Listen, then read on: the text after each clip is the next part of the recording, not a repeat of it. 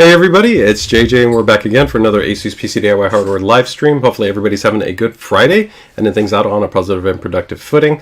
We're getting a little bit of rain where I'm at. I don't know what about you guys? Let us know. How's the weather looking on your side of the fence? Hopefully everybody is staying safe, staying healthy. We've got a pretty exciting stream for this week. We've actually got a number of new product announcements across a couple of different categories. Actually a few different categories. We've got some brand new GPU edition updates.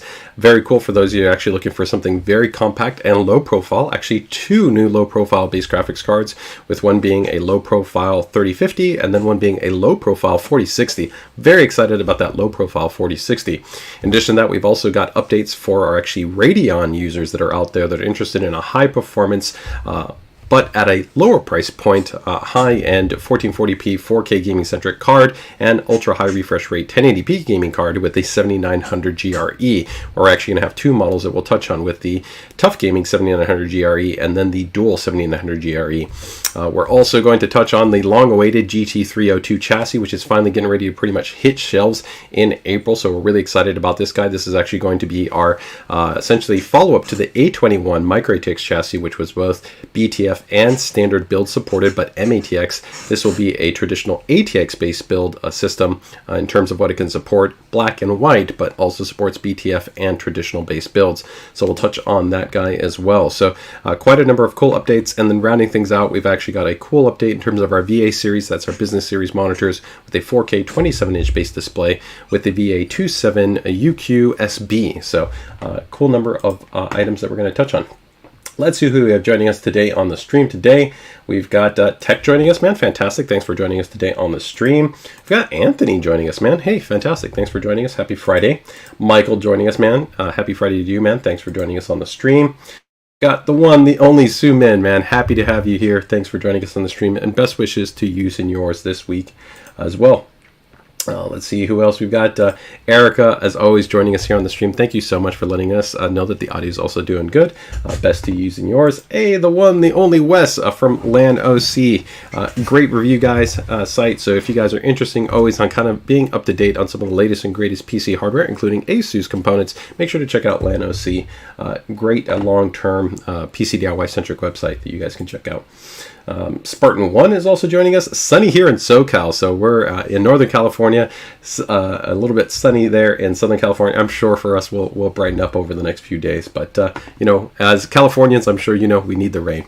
And last but not least, let's go ahead and say hello to GPS Stuntman, man. Fantastic, thanks for joining us on the stream. And Top 3 Entertainment, man. A cloudy day in Washington. Well, hopefully, man, you're still enjoying the day nonetheless. Thanks for joining us. And also, I believe a member of our PCDIY community, and somebody actually recently completed a very cool ASUS-centric build. So, man, hopefully everything is running great with your new PCDIY build.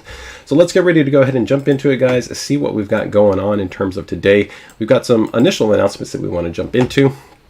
So let me go ahead and bring these guys up here, and we will jump into it. So first and foremost, as always, we usually like to talk about UEFI BIOS announcements. I'm not going to jump into the specific models for this time because this is pretty much a continuation of prior UEFI releases that we've already had kind of going on for the last few weeks, specifically for Socket 1700 series motherboards. So that's going to be everything from like B660 to B760, Z690 to Z790 based motherboards. And namely, the updates were for two key items, really kind of enhancing and maximizing interoperability and compatibility for DDR5 memory modules, specifically ultra high density configurations. If you guys remember previously, we talked about actually enabling support beyond 128 to actually 256 gigabytes of memory. So those UEFI releases are continuing to roll out. In addition to that, also for non-K series CPUs, we have a specialized performance tuning parameter that's available within the UEFI BIOS. And you essentially can go in and engage in it. It's called CEP. And if you're looking for essentially improved performance for non-K series CPUs, so again, something like a 13700K or a 14600, excuse me, non-K. So keep in mind the K designation on CPUs for Intel denotes that it is an overclocking capable part. The non-K means that the CPU does not support essentially multiplier-based overclocking. But in that respect, we do have a performance tuning enhancement option that can give you additional performance. So if you're on that side of the fence or you need ultra high density memory support, again, continue to check out the UEFI BIOS releases. Lee, our community manager, will actually have an up-to-date post that covers, I think, think the additional 80 boards this week that are seeing essentially additional updates in relation to the ones that we've already been rolling out for the last few weeks. So that's going to cover our UEFI BIOS announcements. And I think last time we also asked, how much memory you guys were going to be running in your guys' system. So we got a couple of new people here. How much memory are you running in your system right now? Or I guess the better question might be is how much memory are you running, but how much memory would you like to be running? I generally find for me, I generally favor the sweet spot of kind of trying to target performance and then trying to work within a memory envelope that doesn't kind of sacrifice my ability to scale frequency. Because of course, the more DIMMs that you run and the higher the density, that means that you're going to be running lower memory speeds. So for me, because the majority of my system, I'm just doing desktop productivity, doing some light editing, maybe things like streaming, and of course gaming, you really don't need really more than 16 gigs in most situations. You can start to get into 20, 24 gigs. I think 24 gigs is a really nice spot, especially if you want to have higher frequency memory. 32 is really kind of, I think, the enthusiast sweet spot for a lot of users. There are a lot of people that have jumped into 64 because they just really want that extra memory density, although usually 64 you're looking at dual rank memory, so you're going to take a penalty in terms of the scaling. So I think right now the kind of the sweet spot, the best option is usually either 16, 24, which of course you can duplicate and you can go into 48 gigabytes. So kind of pretty much that 16 gigabyte, the 32 gigabyte, or the 48 gigabytes. Those I think are the best options. And so, if I was, my primary kind of performance oriented system would be targeting 48. Although most of the ultra high density kits generally right now haven't all shifted over to non-binary, so they're usually going to be in that 32. But it's always too, you have to account for IMC variants and things along those lines. But let me know in the chat, what's the memory speed that you'd like to be running, the memory density that you'd like to be running, and then actually maybe what you might be running, what you are running in your system. Let's see right here. Zayden James says, I absolutely love ROG. It took me 11 months to save it for my build. All my friends laughed because they said I can build the same exact build for a fraction of the price, but by far the best components in the computer brand imaginable. Zayden, man, wow, that's some really, really awesome support that you're showing us, and thank you. I definitely agree that, if you talk about, a wider range of options that you have available to you when it comes to, lower price points, we do also offer other product series. That's the reason why we have our TUF Gaming line, our ROG Strix line, our Prime series, even ProArt, which is usually going to be lower priced than maybe our premium ROG. But unquestionably, ROG does really set the industry benchmark when it comes to features, functions, designs, and innovations, whether you're talking about, things like the invention of USB BIOS flashback, the Q release design, specialized VRM design implementations, so many things that we've done. So I think that there's always the value proposition that we're bringing beyond just what sometimes people want to say is, an artificial increase in price and you're paying for a brand. We generally do feel that if you look at the components that we're offering, there's always that more than meets the eye. But we spend a lot of time to always detail to a lot of users in our community and our live stream content that if you're looking for products, always first look at what the features, functions are that you pretty much need, and then what you want, right? And you can always get a stable, reliable, performant product, right, without necessarily going something that have more niches. And the question is whether or not you need those niches or you really want those niches. And I think that's where really ROG shines, is always giving you those extra layer of items. But if you might not utilize them, then it doesn't make sense to necessarily pivot up to that, right? And it all comes down again to you as a builder. What is it that you're looking for? Whether it's going to be aesthetics, whether it's going to be features, whether it's going to be functionality. There's a lot to bake in there. But man, fantastic to know you're having a great experience with the build, and thank you for just that long-term commitment. I was in the same camp when I built my very first system. It took me time to piecemeal everything out to be able to build my system, so kudos.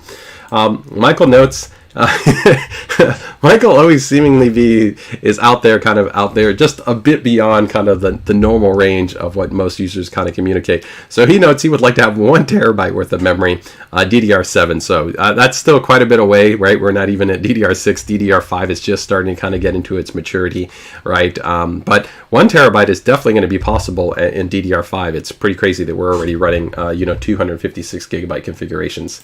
And JC's going, oh, there's nothing on the desk this time. Yeah, I was just moving some stuff around. Nothing out of the norm, although I am trying to finish resetting some stuff up here. So you might see some changes in terms of the setup in a little bit. Hopefully get that car next, maybe next week, and hopefully the chair I don't know, maybe in a week or two, we'll see how those things go as far as that goes. Michael does note that he is ultimately running 64 gigabytes of memory with 4 DIMMs, and he's running them at 6800 MT. That's pretty nice, especially for running 4 DIMMs. Probably, though, of course, with 64, that means you're still running single rank memory across those 4 DIMMs. That's predominantly really the reason why you're able to get to the 6800. Still, that would mean that you have a better than standard IMC in terms of your memory controller. Even though you're running single rank memory, definitely would be a little bit lower in most situations when you pivot over to a 4 DIMM configuration. Tech, he's on my side of the fence, running 2 24 gigabyte DIMMs, so that's going to be your non-binary but single rank memory, and 8000. That means he's got to pretty much be guaranteed running a 2 DIMM enabled board, so a mini ITX board, a board like our Apex series, and then you have to be also really lucky in terms of having a very good CPU.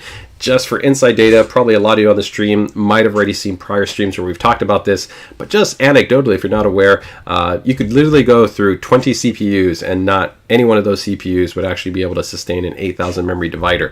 It's possible, but it's definitely in the lower percentile of CPUs. The majority of CPUs can comfortably hit about 7000 to about a 7600 range. There is a little bit of variance also depending on the board topology, whether you're talking about a 2 DIMM board that goes up by about 400 to 600 MT. 4 DIMM enabled boards, it's going to be closer to around that 7072 as far as that generalized average. And then of course you can go higher than that, but you start to get more variation depending on the CPU quality.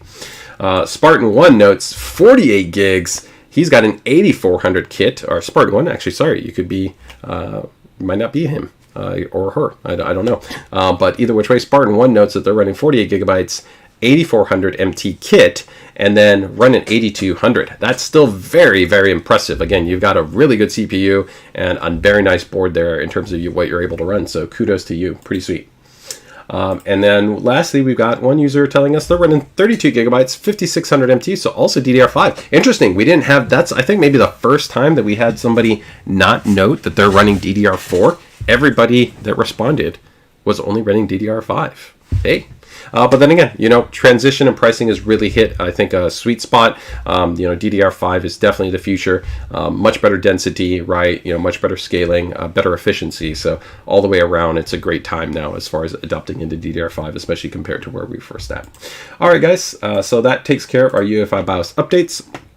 Let's go into a little bit of some kind of cool items that we have going on. So many of you guys are aware that ASUS is pretty much an industry leader when it comes to monitors, whether you're talking about professional monitors, business monitors, everyday monitors, portable monitors, or of course OLED, which I don't know, is 2024 maybe the year of OLED displays? I mean, last year we already had quite a number of OLED displays ranging from our portable series to our gaming series to our professional series, but definitely in 2024 we've continued even further, and as I'm sure many of you might have seen, ASUS has been very lucky to be the recipient of some industry recognition at really, I think, having right now the best 32-inch OLED display on the market with the PG32 UCDM. And so as part of this, if there is somebody that is going to be considering getting into an OLED monitor, we do actually have a cool giveaway campaign that is going to be going on. So let me share that with you guys. And if you are going to be considering one, this is going to be running for a period of time, so you do have some time to get into it. So let me go ahead and bring this up here. And I will drop the link in the chat for you guys. So essentially what we got going on is leave a review and win an ROG light bar and monitor arm. This is a pretty sweet combination. We actually talked about a little bit of this. I'll show you some of the cool images that we have here. But in the not too distant future, probably sometime in maybe late April, maybe going into May, we will finally be getting ready to launch our first ROG monitor arm. This is a really premium full metal monitor arm. It's actually designed to be able to support even up to our larger ultra wide type displays like the upcoming PG39 ROG Swift OLED based display. What you see right there is with actually the 32-inch, supports also our 34. Of course, you could also use it with the 27-inch. Tentatively, I think the MSRP is around that $200 price point. We haven't finalized it, but that's an initial price point target. And then the light bar hasn't been finalized, but probably I'd say around the $130 to about $160 price point. So it's a pretty nice savings. You're talking, almost about $400 collectively for that. So if you do decide to pick up an ASUS ROG Swift OLED display, then you just have to leave a review and you can be entered in to be able to actually win this. So pretty sweet. You see see that we're also going to be picking 10 winners, okay, 10 winners on each one of these dates. So the first date has already gone ahead and passed in March. The next one is going to be coming up on April 1st, then May 1st, June 1st, July 1st, August 1st, September 1st, October 1st, November 1st, and December 1st. So we're going to keep this whole show going all the way until just about the end of the year. So you can see right there, you've got some great options. Go ahead and get in on it, guys. It's pretty much going to be running for the totality of the year. I think this is a pretty cool giveaway. Let me go ahead and show you some images of the light bar and I'm going to quickly recap just what our current ROG Swift OLED lineup is. So I'm going to first go ahead and drop this guy in the chat for you guys.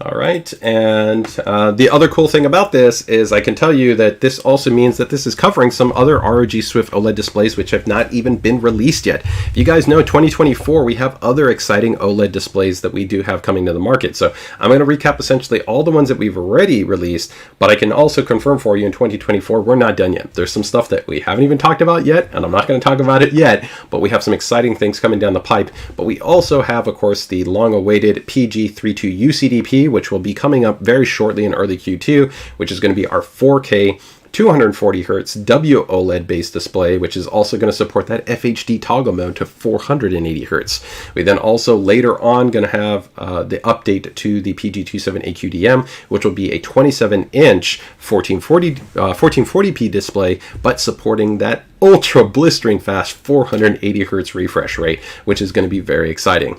And all I can tell you is we have some other great displays in our pipeline. So we're not done yet in terms of 2024. We got some exciting things that we're working on. Very excited to be able to talk about those in the future. But let's go ahead and talk about what we have going on right now. So let me go ahead and bring up our current lineup just so you guys can see what we have going on. And we'll touch on this. So give me 1 second to just bring up our links here.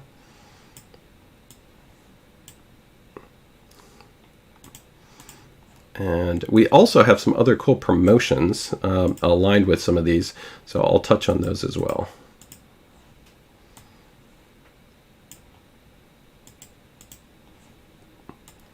All right, so let's go ahead and go into which ones we have right here. So I think first up, we'll go with, let's go with the small. I think I think kind of scale these. I think that's based on size. I think that makes sense. Yeah. Okay, so the first one's going to be the ROG Swift OLED PG27 AQDM. This has been an outstanding display. This is a 1440p 27-inch coming in at $900. It's actually already gotten a price reduction from when it originally launched. I still think this is overall probably my favorite monitor within our lineup. Just sweet spot in terms of the overall kind of size, the resolution, the refresh rate target, and also its SDR and HDR brightness is very, very good. In fact, it's actually a little bit better than some of the larger displays in some regards. So it's overall a really well balanced monitor. Great choice if you're looking again for a 1440p OLED based solution. The one thing I would say is that it still would be predominantly first and foremost focused, I'd say, at gaming and content consumption. Because of the pixel density and the prior generation OLED based panel design, you can still totally use it for a desktop based experience, but I would still ultimately recommend that for a sharper, clearer experience when it comes to desktop productivity, that you would either probably want to look at a higher resolution, so something like the PG32 UCDM, or of course this is where LCD still shines, and we have an outstanding range of LCDs. In some ways, definitely LCDs can still even offer you a superior experience. Whether you're eliminating factors of burn-in, whether you have superior text rendering, there are still inherent items that can still be advantageous within an LCD. So do keep that in mind as well. But keeping in the OLED camp, let's go ahead and finish running through these. So again, the PG27 AQDM. Next up after that display, we're going to go into the 32-inch category. So we'll go with the current essentially release right now of the PG32 UCDM. So this is going to be a 32-inch. So moving up from 27 inches to 32 inches, this will be 32 inches, 4K, 240 hertz, and is utilizing Samsung QD OLED generation, latest generation panel technology. ASUS is very excited to pretty much right now be the only industry panel manufacturer, monitor manufacturer that is leveraging both panels. So we will actually be offering both LG-based panels as well as Samsung QD OLED-based panels panels. So we actually can offer you whichever one you decide on based on the features, the functions, the specification, the experience that you're looking for. So the PG32 UCDM, you can see right there, is coming in at $1,300. We've done dedicated live stream covering all of the features, function, and design. So if you want to learn more, definitely check out that stream. If you have a quick question, you can drop it in the chat right now, and you'll see better availability for this display as we continue to go through this month, and we definitely roll into May. Moving beyond that display, I do want to give one quick update that is going to be important for the actual UCDM, and that's actually going to be a promotion that we do have going on, and also a cool firmware update that we just released for that monitor. So with the PG32 UCDM, originally it launched with just traditional KVM functionality. This is different than some of our other monitors, which noted what was called Smart KVM. Smart KVM was pretty cool because it means that you could actually have your kind of devices automatically switch from one essentially connected system to the other, so you could go kind of from your laptop to your desktop just by moving things around, allow for more actually robust functionality. So we actually are releasing a firmware update which should go live this week, which actually will update this unit to a more advanced level of KVM functionality, which is going to be pretty cool. It also will enhance AMD FreeSync operation in relation to brightness performance, where there was an anomaly there that we've gone ahead and resolved, and further fine-tuned to maximize actually performance for brightness resident to when you're using the Windows HDR calibration application. So stay tuned for that firmware update. Should be hitting our online support site probably on Sunday. Might be even tomorrow, but probably by Sunday. In addition to that, we also do have a cool promotion going on that if you do pick up this display, you do have a promo period running. As you can see right here, promotion period started from January until in June, right? So we still have some period of time where you do get essentially, if you buy any one of these right here, these products, so it's not just the ROG PG32 UCDM, it also will include the PG34 that we're going to talk about, as well as that PG27A QDM that we talked about, but you get a copy of Ghost Runner. Cool game, so if you're looking for that, you can go ahead and get on it. So I will drop that link in the chat as well. Also, if you're not aware, a large number of our displays essentially come with a 3-month licensed version of Adobe Creative Cloud. This can actually be stacked on top of your current subscription, or you can use it starting off altogether. In either scenario, that's actually pretty big. I think right now, if you go from month to month, that probably, I think month to month is something like $75. So you're talking about actually a pretty nice savings just for if you're already a Creative Cloud user, and we're giving you 3 months for free just by purchasing the monitor, and you can stack that on top of your subscription. Or if you just want to try things out, you can try it out and it's at no cost to you. Use them for 3 months, and then if you don't want to continue, you don't have to continue, but you get 3 months included. So that is pretty cool in terms of that addition and promo that we have going on too. All right, so that was the PG32. Let's go on to an ultra wide that we have, which is this is going to be with the PG34 WCDM. So this one's stepping up to 34 inches, going to be ultra wide, 3440 by 1440, 240 hertz WOLED, and an 800R curvature. This model also is giving you, just like the prior model with the PG32 UCDM, that smart KVM functionality, 90 watt USB PD support in this unit as well. So fantastic choice. Plus, you've also got BFI technology on here. Right now, ASUS is the only manufacturer enabling BFI support for those of you that are super critical on wanting to take advantage of motion clarity, especially maybe in consoles or in scenarios where you might have frame rate caps, or you can't or you don't want to essentially operate at that higher refresh rate range that is available for this display, going up to 240 hertz. Okay, so that's going to be the PG34. Almost wrapping it up here. We've got a couple left here. So outside of the PG34, where did the other PG go? Got the PG42. Give me 1 second here. There we go. Okay. Next up, we have our two kind of large format based displays. And these definitely, you don't want to confuse them with of course, a TV, because these are actually going to be monitors, and that's as important to note in terms of their differential in this respect. So do keep in mind that these are actually going to be monitors. Okay, so this is an important distinction. So for here, we're going to have the PG42 UQ. This is going to essentially be a 42-inch 4K 138 hertz when, of course, factory overclocked, and have very impressive color gamut performance, 90% DCI-P3, HDMI 2.1 also on this unit as well. There's actually even a little bit of with tilt right there, and also has multiple USB ports and DP. Critically, if you're wondering sometimes the difference between something like a monitor and a TV is that you're going to have correct kind of sleep and resume functionality. A lot of TVs, they're not designed for the way that a PC system works in terms of their inputs, as well as also how the system responds to essentially sleep or hibernation calls. So there's a definitely distinguishing functionality between a TV and between a monitor, not just in the connectivity, but in actually the day-to-day functionality as well. So the PG42UQ. If you want to go bigger, we also are going to have the bigger variant, which will be the 48 variant. So this is essentially just going up a size. You can go up to the 48-inch version, 47.5 if we want to be technical about it. And then lastly, let's wrap it up with our 49. So let me go ahead and bring this one up here. Got one other one. Where'd it go? Here it goes. Okay.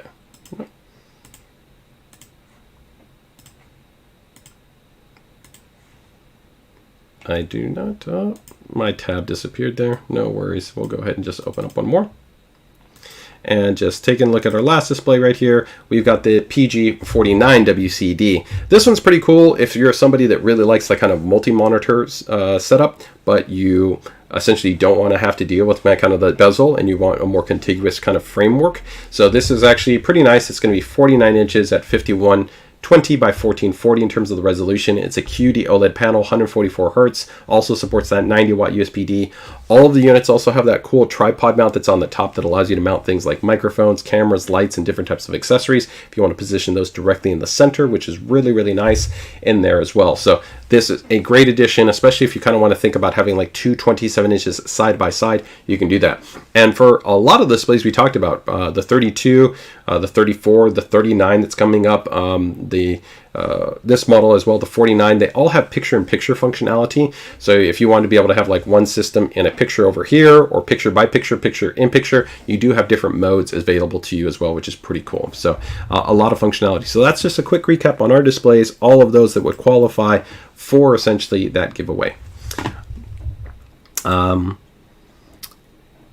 So quick question is, how much is this one? That one is going to be $1,500. So I think I recapped the pricing on all the other ones. So what that was, well, I can just drop the links in there. But yeah, you're pretty much looking at the entry for the 27-inch. That's the cheapest OLED offering that we have, right? That's going to be $900. And then you're pretty much going to go all the way up to this model, which would be currently the most expensive, which would be $15,000. We actually even have a more expensive OLED offering under our ProArt series. That's our professional 4K 32-inch. But at least talking about our ROG series, that's pretty much what you're looking at. 27-inch right now, 32-inch, then we have the 34-inch, we have upcoming shortly the 39-inch, then we have the two 32s with currently the UCDM being available, then the UCDB coming out, and then we have the 42, the 48, and then the 49. So that's our current launch lineup. Let me go ahead and drop that one in the chat there.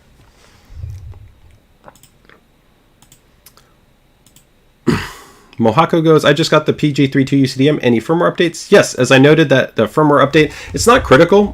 For the vast majority of users, you don't need to update to it. The current factory firmware is quite fine. Specifically, I would only recommend you really need to update to it. One, if you're consistently utilizing the Windows HDR calibration app, which is something I would recommend. You have an AMD-based graphics card. That would be another reason. And then if you're utilizing the KVM functionality, it'll improve your KVM functionality experience. So again, you can head over to the PG32 UDM website, and then from there download that firmware update and you would be good to go. Okay. Question right here is from Zero LX11. So goes, any reason the 1440p monitors don't support G-Sync Ultimate? Yeah, that's pretty easy because they don't have a G-Sync module. To support G-Sync Ultimate certification, they actually have to use the formal FPGA module from NVIDIA. So we do have actually G-Sync monitors that do have that in there, but that is it introduces quite a number of things. There's some really cool stuff that the G-Sync module introduces, such as I think outstanding variable overdrive performance, probably best-in-class calibration and performance tuning, specialized esports modes, NVIDIA reflex functionality. There's a lot of really cool things it does, but also it can add in additional time in terms of the design development of the panel. Also, take, for instance, for many of the new displays that have HDMI 2.1, currently in the NVIDIA G-Sync module doesn't integrate HDMI 2.1, so you wouldn't have that functionality, which for some people they very much want. So it's always a balancing act of trying to find from the design, the development, the cost, the feature set, all the things that we're attempting to target, looking at the kind of the totality of design and figure out what's the best option to be able to introduce that in.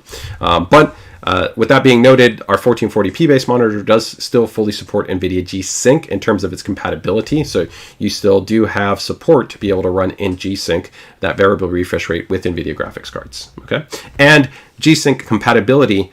Critically, when it says G-Sync compatible, that is different than just VRR. A monitor can denote VRR support and work with AMD or NVIDIA, but when you, let's say, force it to quote-unquote work within G-Sync, you may still actually introduce certain types of inconsistencies. This could be like black frame dropouts, inconsistencies, sometimes garbled text or kind of image rendering, different kind of anomalies that can occur. When the unit actually gets certified as G-Sync compatible, it does mean that it's actually been qualified and gone through validation, which does actually have to be hooked into the driver level, and that has to go through a specific process. And there's quite a number of tests that are done in coordination between us and NVIDIA so that it meets that threshold requirement to ensure kind of a consistent experience for the user. So it is important to note, if it doesn't actually say G-Sync compatible, there is a clear difference. You shouldn't just be under the assumption, oh, it doesn't have G-Sync, I can just force it and it will work without any issues. Okay. Are you able to release the information on the arm and the light? So let me show you quickly those images while I touch on that. I did touch on that in the very beginning as far as what we have for our projection. We haven't finalized that information yet, but here you can see the actual arm and the light. It's a really cool setup. Right now our tentative MSRP is probably going to be around $200 for the arm. To keep in mind, this is full metal. It's got some really cool design elements as far as just being really easy to work with. Those nice thumb screws, integrated cable routing, some cool accent actually with the spring right there, which is actually in red. And then the light bar probably going to be somewhere around 130 to 150-ish, although again, we haven't finalized or set a definitive MSRP for either one of them, so make sure to just watch the stream. When we formally launch these, we will of course provide those price points. But very, very nice units, great fit, finish, and feel, and a lot of really cool functionality. The actual light bar is really cool because it gives you a lot of functionality. It's full ARGB lighting. It has good color rendering performance. It actually has 3 different levels in terms of, do you want to have like a backfill? Do you want to have a direct actually down kind of fill? Or do you want a more outward fill? You can actually have multi-fill. It's pretty cool. It's pretty dynamic. Can of course do synchronization, a lot of other cool stuff too. So those guys will be coming probably in about early Q2. So probably I think around the end of April timeframe, probably going into May. Okay. All right. So let's go ahead and go from there.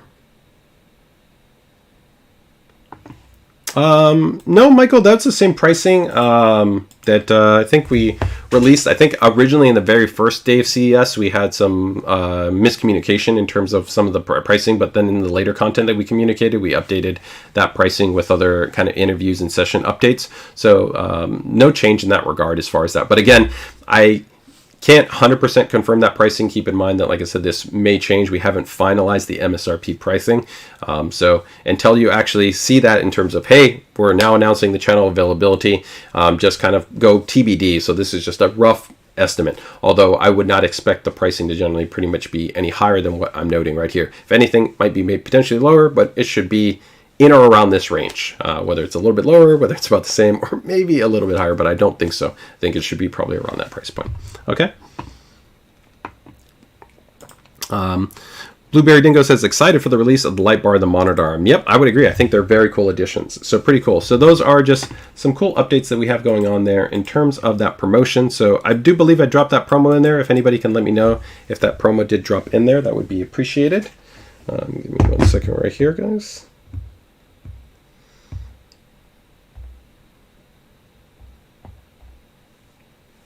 Okay. Give me 1 second here. Okay, there we go. All right, so beyond that, I did want to go ahead and just touch on one cool thing that we did have. So we did have some cool reviews. If you guys have been checking it out, we did recently get some really nice coverage on our ROG Cetra Wireless, which we of course covered in a prior live stream. And one of the cool things with the Cetra Wireless, there's a lot of cool features and functions that were introduced there. We have of course been working on reviews. You'll continue to see more. If you check out the Techning, who actually recently reviewed it, as well as IGN, who's gone ahead and actually reviewed it, they gave us an 8. Really, they're talking about saying an overall kind of the best experience that they've had for gaming-centric TWS-based units. So if you're interested in checking that out, you can definitely do so. You can see right here, we did get an 8 great rating, so really solid set of earbuds. We do have them in black and we have them in white. Again, this is going to be a 2.4 and Bluetooth and support hybrid multi-point, meaning that you can actually have the Bluetooth and you can also have the 2.4 simultaneously connected. They have that bone conduction along with your traditional beamforming mics that are built in there. Really great battery life, DIRAC for advanced tuning support, a lot of really cool stuff, even advanced quick charging support. As far as I'm probably the fastest in the industry. 5 minutes gives you 1 hour in terms of the overall charging performance. So overall, a great addition. And we still also have the first gen model. First gen model is still really solid. It comes in at half the price, $99, versus this one coming in at $200. But this one across the board is pretty much better in every way. I'd say a significant improvement in terms of the sound quality, where I'm very pleased with the overall audio experience, whether it's going to be in gaming, music, movies, or videos. And then from there, of course, just the functionality is significantly more advanced. And a lot of other improvements in terms of things like the adaptive ANC and some other cool stuff like the AI noise canceling mic as well that's also in the unit.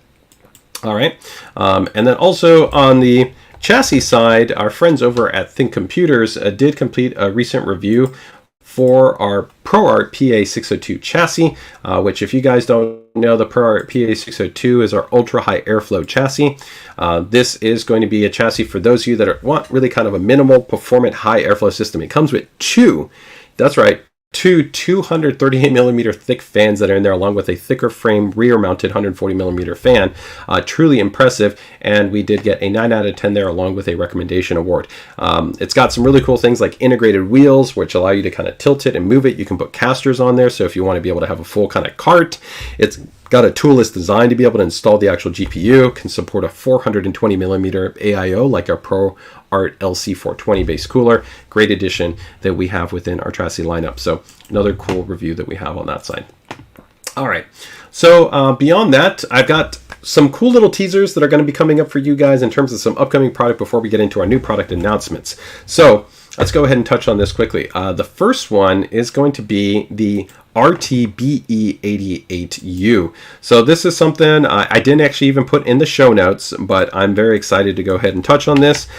Traditionally for me, I'd say the 88 series that we have as a whole is pretty much kind of like the sweet spot in terms of a high-end model that offers really impressive feature functions and specifications, but is going to be notably less expensive than some of our really high-end offerings like the ROG Rapture series. And so that's what you're going to be getting in the BE88. So if you've been kind of debating making that jump to Wi-Fi 6E or Wi-Fi 7, I think the BE88 will make a very compelling upgrade option. It's going to have a super performant based chipset design. It's also going to offer a very impressive level of performance in terms of its not only throughput and range, but in terms of connectivity, the connectivity is really nice on this model. So let me go ahead and bring in a couple of things up here, and let me show you the BE88. It will continue to use the ID design that we set in with the AX88U. Okay, we won't go into all the full details. Of course, the rough product page is up right now. I also can't give you the pricing, but I can tell you that I think a lot of you that have wanted to jump into Wi-Fi 7, if you've looked at the current pricing that we have, even looking at the BE96U, which is our most entry-level product that is still quite expensive, I think you're going to be pleasantly surprised for this unit. So I'm very excited to be able to give you guys a little bit of an announcement for this model.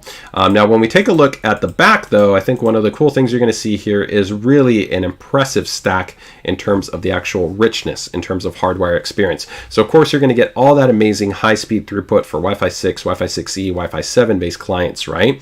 Of course, you have backwards compatibility with Wi-Fi 5, have MLO support. There's some other really cool stuff I'm not going to talk about yet that we've also baked into our firmware, but you're going to, of course, have a 10G WAN or or LAN. Okay, so you can see that's your WAN or LAN port. You also have SFP plus. So for those networking enthusiasts that want that flexibility, that's right, you've got SFP plus. This is a reintroduction. We haven't had SFP plus since the RT89AX, so that is a nice addition. And then check this out on the back. That's right, you've got 1, 2, 3, 4, 5, 6, 7, 8 ports that are going to be on there. And that's right, 4 of these guys are 2.5 gig. Okay, 4 are 2.5 gig, and then your other 4 right there are going to be 1G, and then you also have a high-speed USB 3 port right there, which I can tell you performance will rival actually a lot of NAS units, because this has an outstanding high-performance Broadcom quad-core based chipset with high-speed DDR-based memory.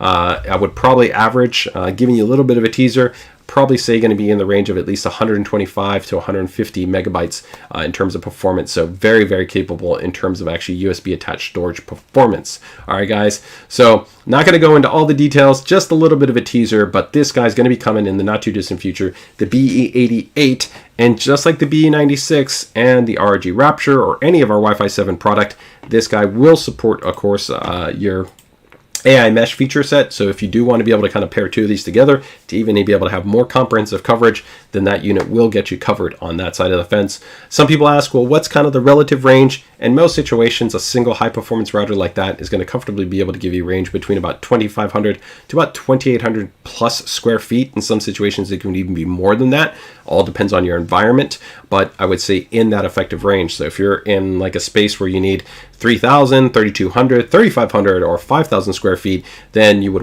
probably want to consider a secondary router to supplement that through mesh. And this unit would support AI mesh either through a wired backhaul or through a wireless backhaul.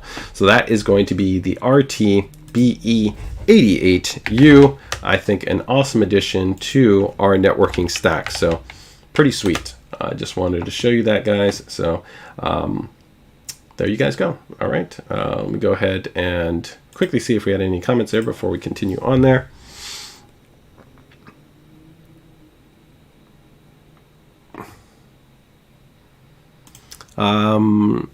Scopes ask, is the Cetra 2 wireless dongle replacing the wired wireless Cetra? No. So we still are keeping the Cetra 2. The Cetra 2, I actually love that unit. That one has a physical cable, which is a USB 2 cable. It also actually has entirely different drivers.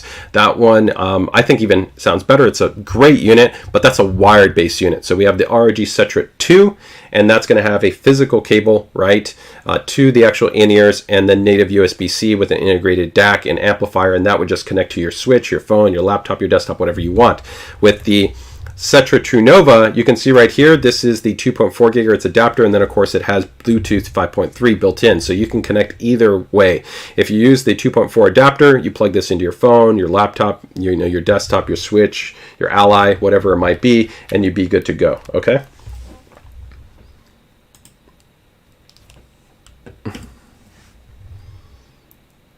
Blueberry goes, will the light bar sync with auto sync? Yes, it will support Aura Sync. So if you do want to use it for Aura Sync, but keep in mind, because it's kind of used as a task light, you probably wouldn't necessarily run that, but in certain situations, if you want to be able to have it kind of work as what's called a backfill light. So that's the cool thing, is that the way that it's been designed, it can actually bounce light off your back. So if you kind of see right here, I have a RGB LED that's giving me a little bit of lighting here in the background. You could similarly use it like that. So if you don't want actually the light to be essentially in front of you, but you want it to actually be in the back, you can use it for that purpose. So there's actually 3 different positions that you can define within the software in terms of how it works in that respect. Okay.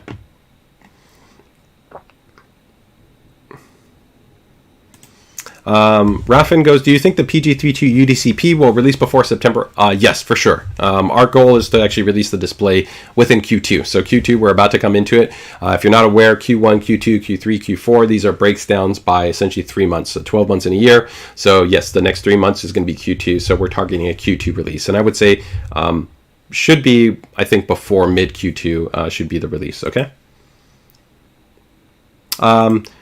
Michael goes, BE is business? No, BE is actually our designation for Wi-Fi 7. So anything that you see with BE in its listing, that's going to be our Wi-Fi 7. So we have the RT-BE96U, the GT BE98 Pro, which is the RG Rapture. That's Wi-Fi 7. This will be the RT BE88U. This will be also Wi-Fi 7. So the BE notes that it will be Wi-Fi 7.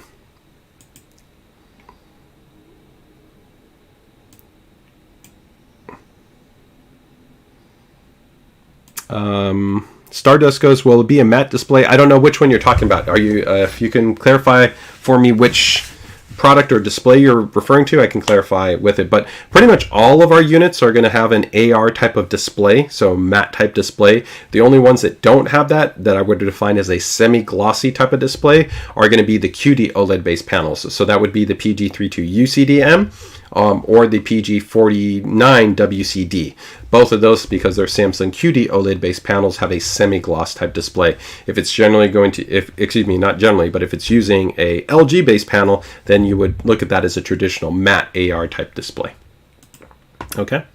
Yes, UDCP. So that the UDCP will be, and that's kind of a key difference, right? So if you prefer semi-gloss, go with the UCDM. If you prefer AR, then you would go matte. Then you would go with the UCDP, minus the different kind of features or functions. Okay.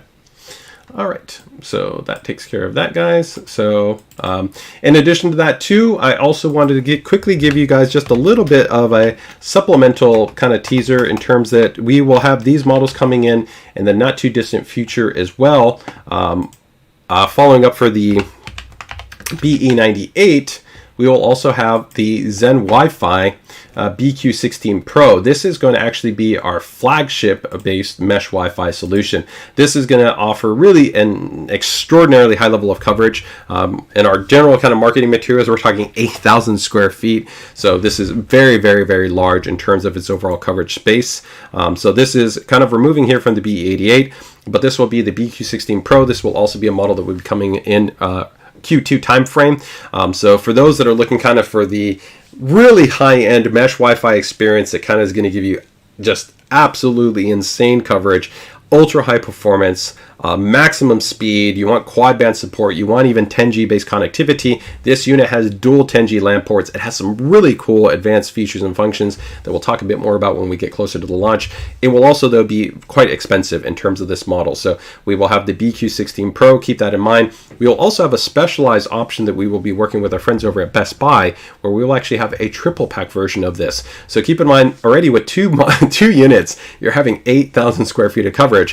For the triple pack edition, that one will just offer a whole nother level of just coverage, and again offer really, really impressive throughput and speed. So again, this is going to be quad band. For those that want to save a little bit and still have outstanding coverage, speed, throughput, and overall feature set, along with even 10G connectivity, we will also be releasing the Zen Wi-Fi BT10. I think for a lot of people that are traditionally going to be looking for a mesh networking product that's just kind of straight out of the box, as opposed to a router, so something like the BE88, the BE96, or the BE98, where those are traditional routers. We will also have the Zen Wi-Fi BT10. This model will look very similar to the BQ16, so I won't show you a new image of it, but it will be a tri-band based design versus a quad band based design, but still very, very performant, outstanding coverage. So that's just a little bit of some teasers that we have there for some of the upcoming network ecosystem. So if you guys are interested in Wi-Fi 7, rest assured we've got even more stuff coming for you guys in about the next month and a half or so. Okay, so make sure to keep it tuned there. I don't know if this is asked, but when is the PGAQ DP released? Yeah, I talked about it a little bit earlier when we recapped all of the displays that would qualify for the giveaway campaign that we're running, where if you leave a review, then you would be able to qualify for the light bar or for the monitor arm in terms of the actual giveaway.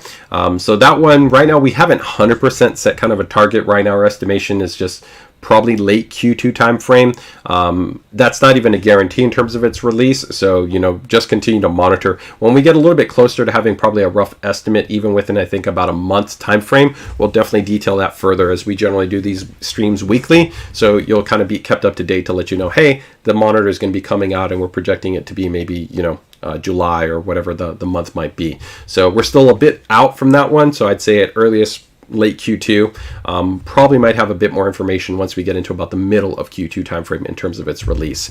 Keep in mind that we do have Computex coming up, and there'll be quite a number of very, very exciting announcements coming out of Computex. So probably at that time, I would expect that we'll have also more information specifically for that display, which again, recapping for those of you that might have missed at the beginning, that's going to be our RG OLED 1440p, but using the latest generation OLED panel from LG, but it's also going to be operating at 480 hertz. Okay, all right.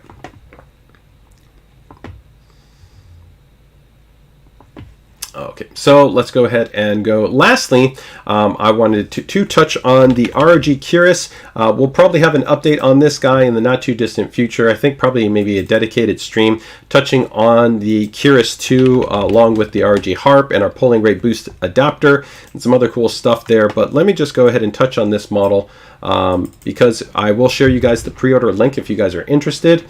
For this upcoming mouse. So this will be our flagship mouse that we will be offering in conjunction with the ROG Harp.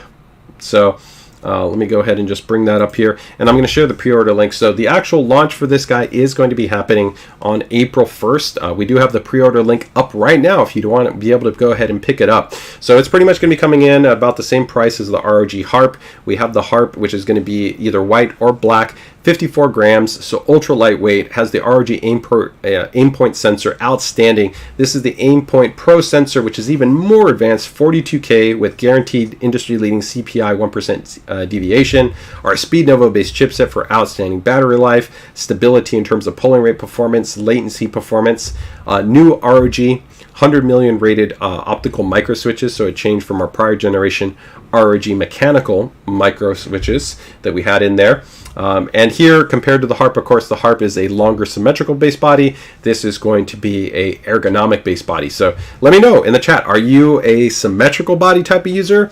Are you a more ergo type of body user? I've got bigger hands. I can actually use both. I really actually liked our Pugio. Our Pugio is a little bit of a longer symmetrical body design. It's somewhat kind of similar to the ROG Harp, but you know, I also really am a big fan, of course, of our Chakram. Right now I'm just charging our Chakram. This one, it has a little bit of a broader body and of course the lip for my fingers, but for me, I think probably when I'm predominantly gaming, I generally do favor an ergo. I like being able to rest my thumb in my palm a little bit more in terms of the side, because I don't usually favor kind of like a more intense type of claw, like a palm, I prefer usually more like a palm type grip than something like a fingertip or a claw type style, although usually as you get to a lighter and lighter mouse, like these would especially be with 54 grams, you tend to find people that move away from a palm and they go more to a claw or a fingertip type grip. But that being noted, this unit is going to be a very exciting model for us. PBT left and right buttons. It has the polling rate booster to be able to support 4K wireless and then 8K wired support. And that polling rate booster will be compatible. I can't tell you already right now, it will be compatible with the ROG Harp as well as other Aimpoint models and other keyboards that we'll have in our product stack in the not too distant future. More updates to come to that in early Q2 timeframe, so you can keep that in mind. So again, this is going to be the ROG Curious 2 coming out next week. On the 1st, so you guys can go ahead and check it out in terms of the pre-order right now if you're interested. So let me go ahead and drop that one in the chat for you guys if you want to check it out. Give me 1 second here.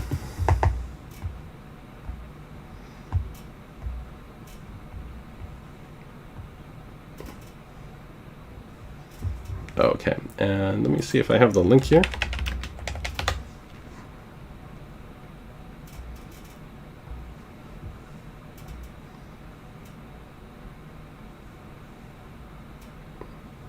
Oh, okay. Yep, here is it. Yep, it's right here, guys. So again, white and black are available here. So that is the link there.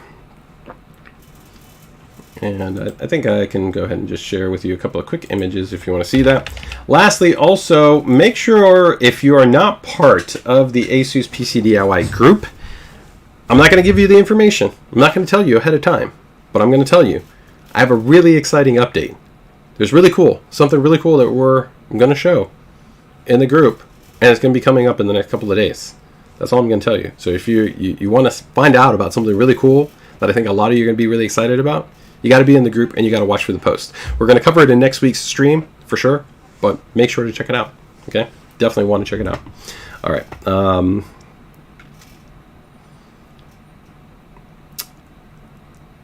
As far as DPI, yes, you have, of course, on mouse DPI. So there's a hardware DPI based button if you want to be able to make adjustments in there. So you're entirely up to you as far as that goes. The unit also has multiple profiles on board, so you can go ahead and store different profiles for different parameters if you want to switch from one profile to another profile with different corresponding DPI settings.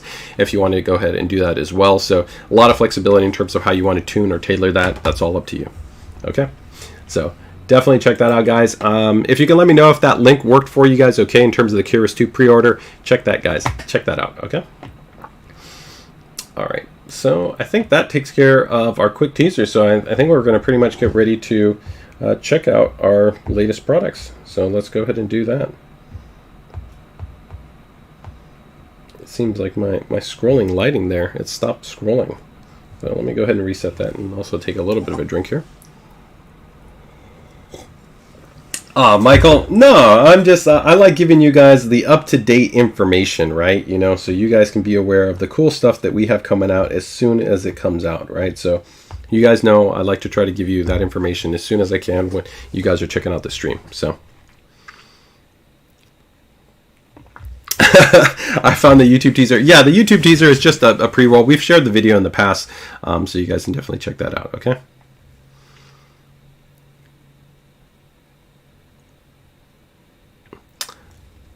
I just mean how you can handle that when it runs in the extreme DPI above 4.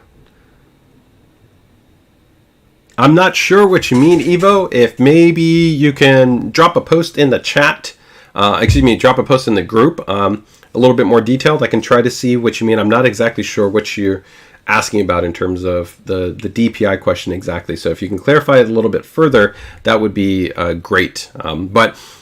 Again, you have the ability to can quickly change. In most situations, I would say kind of dynamic changing of the DPI for most users isn't something they want to do. They generally try to keep consistent to the DPI parameter once it's been defined for them, and it's more so that you would change your DPI either if you're maybe going into a different game that has a different type of movement, right? And that's where you might load a different profile, or you might just toggle that DPI. But generally, for most users, they're not going to be changing their DPI within the same game that they're playing, right? So if I'm jumping into Valorant or Fortnite or Apex, I'm going to keep it defined at whether that's 1600, whether that's 2400, whether that's 3200, whatever it might be. I'm going to keep that set, right? So, but of course you can customize it. It's up to you.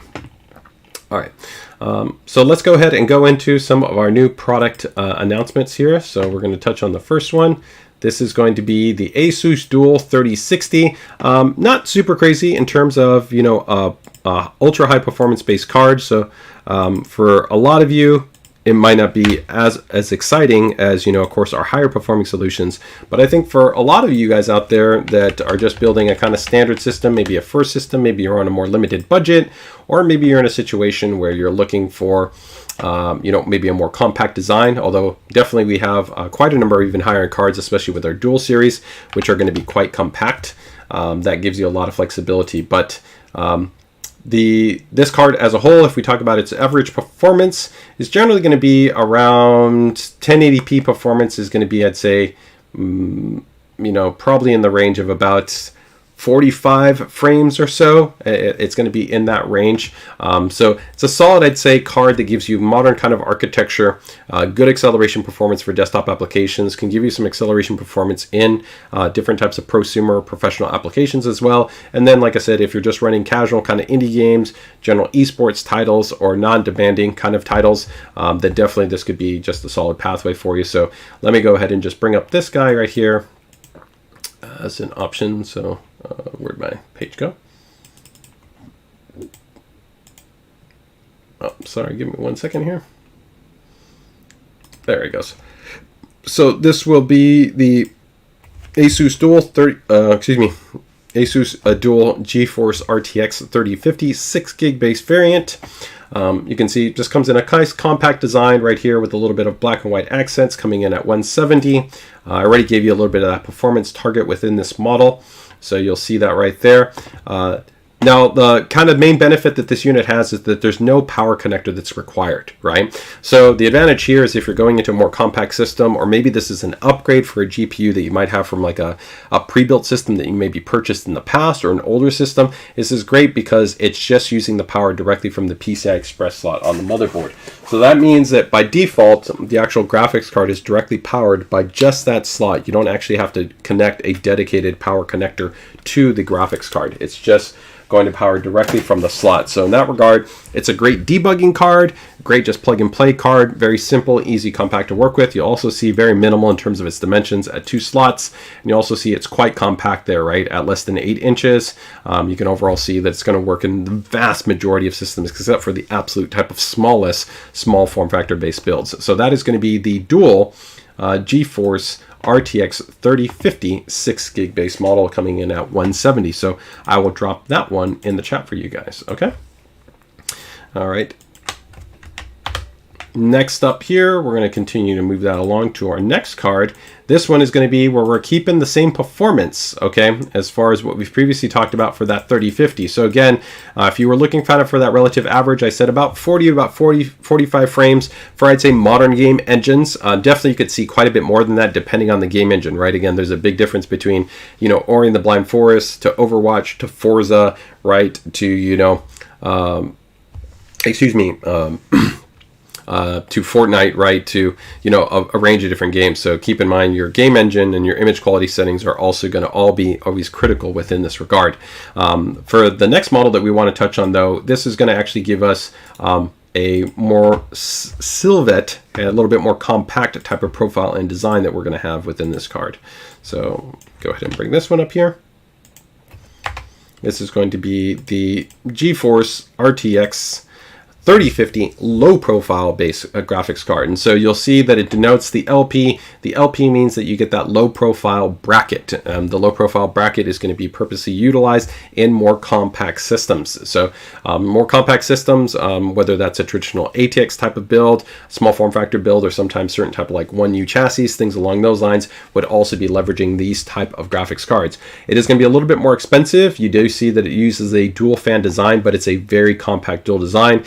These are also IP5X dust resistance certified, because generally these more compact systems, you have a higher likelihood of dust, debris, dander settling in, impacting those cards. So here they maintain long-term reliability, still good cooling performance, and again, very, very nice power efficiency.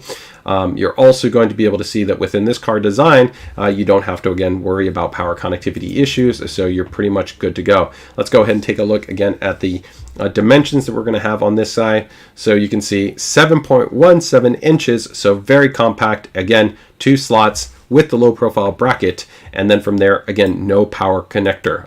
You can see the recommended wattage, 450 watt, so very, very minimal. Again, that ultimately depends on the totality of the rest of the other components within the system, but pretty much for the vast majority of systems out there, you're going to be able to, again, just drop this in there and be good to go. So that is going to be the low profile 3050 base graphics card. So we're also going to have another low profile card that we're going to talk about here in a little bit. So again, that's the ASUS GeForce RTX 3050 low profile, and then we have the standard ASUS GeForce RTX 3050, right? So 170 and then 200, depending on whether you want the low profile or you want the standard version. Both 2-slot cards, neither require a power connector.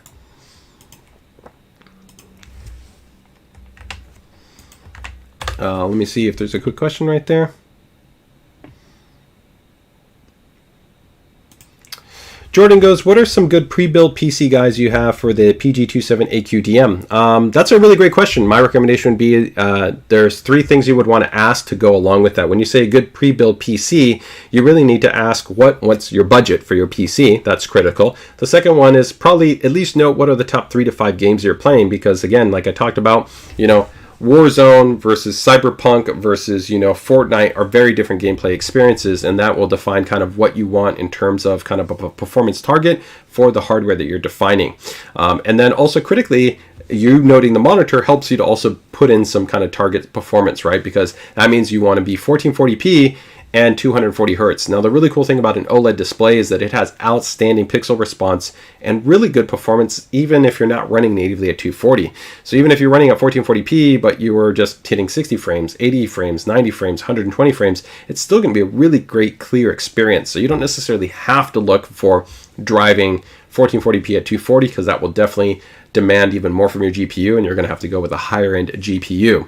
But my recommendation, probably if you want to hit something within the sweet spot, probably look at something like our ROG Strix B650 type of motherboard, a TUF Gaming B650 based motherboard. You could also look at a B760 on the Intel side, probably something in the range of like a 13600K, or look at like a 7700X CPU. I think both of those, even the 7600, very solid CPUs in terms of giving you very good performance. As you generally go up in your resolution, you're going to be more focused on your GPU than you're going to be on your CPU. That's kind of a starting foundation. But if you ask in our PCDIY group, we can definitely share you and kind of give you some recommendations on these would be some parts you want to do. And a little bit later, I'll talk about some cool promotions that we have actually for motherboards, coolers, power supplies, chassis, and a couple of other things. It's a really great time, and you can maybe leverage some of those things for your PC build. So check that out. Are the 4000 series RTX EOL? No, definitely not. Every single one of the 40 series are all active.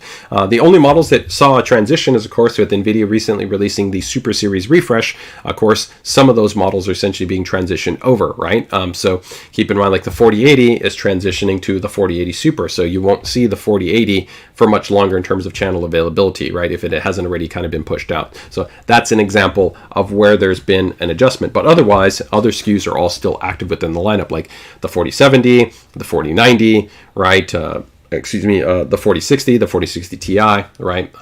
You're all still current within those, okay? All right, so next up, let's go to our next low profile card. We're gonna increase the performance. So we went from talking about the more compact the more compact low profile card, but at a lower performance target with the 3050. And now we're gonna jump into a higher performance card with the ASUS GeForce 4060 low profile. All right, and this one's going to be coming in at 340. Okay, so let me go ahead and bring this one up here. The cool thing to keep about here is that, of course, with a 4060 card, you're significantly increasing the performance capabilities for this card. So this is going to legitimately be actually a very solid gaming card. Keep in mind that, of course, with the latest generation support, you're going to have DLSS 3.5 support, DLSSR support, right? You're going to have RT performance capabilities within this card. And from a kind of performance perspective, if you remember, we talked about that 3050 from a raster perspective was about 45 frames. Just moving over to this 4060, we're now jumping into the overall average about being 100 frames. So it's easily over twice the performance, and in some situations it could be significantly more. Take, for instance, this card could easily play Doom Eternal at 240 frames, at 1080p. And even at 1440p, it's a very solid card, seeing around probably an average of about 70 to 75 frames for a wide range of games. So it's a very capable card in that respect. Okay, so definitely a legitimate gaming card in terms of its capabilities. So this is going to be the 4060 low profile, okay, triple fan, but quite compact, still that IP5X certification, again, for that dust debris dander protection. 2-slot design, so very compact in that regard. Let's go ahead and pop over and take a look at our dimensions right here. So we're going to see 7.4 by 2.72 by 1.53. So again, very compact, 7.4 inches. This one will require a power connector. Okay, one 6-pin PCIe power connector is going to be required, right? But that's very minimal. You can see the power supply demand is not huge, 550 watts, and coming in at 2 slots. Okay, so that is going to be our 4060 low profile. I think a very cool card, pun intended, for those of you looking for something that's going to be compact and performant, especially for those smaller type of builds. Okay, so definitely check that one out. Let me go ahead and drop that one in the chat. And if you guys can confirm for me whether or not I dropped the other one in the chat, if not, I will let you guys know.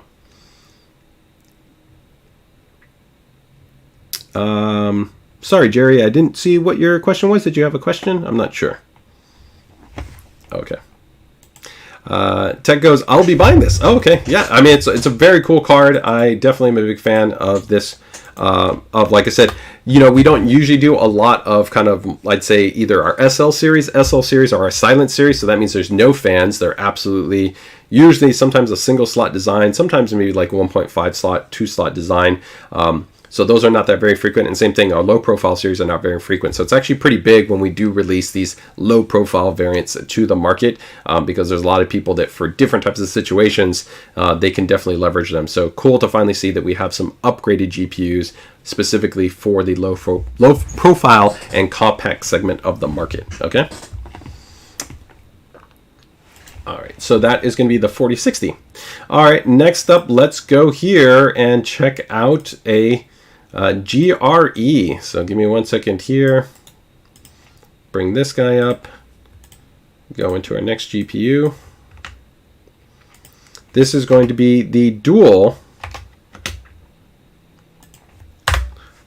7900 GRE. If you guys know that previously when AMD did have the 7900 series, you had the 7900 XT and you had the 7900 XTX. They've continued to even get better in terms of their overall performance. Of course, with driver enhancements and work that AMD's done, they've also even further improved the memory overclocking with recent driver updates as well.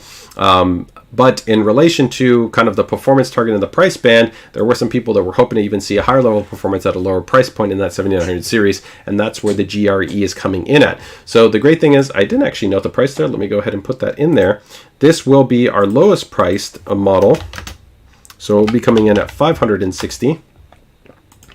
Okay, this will be notably less than the actual TUF Gaming model, but still offer you a cool and quiet design. Now, from a performance perspective, this is really a great card.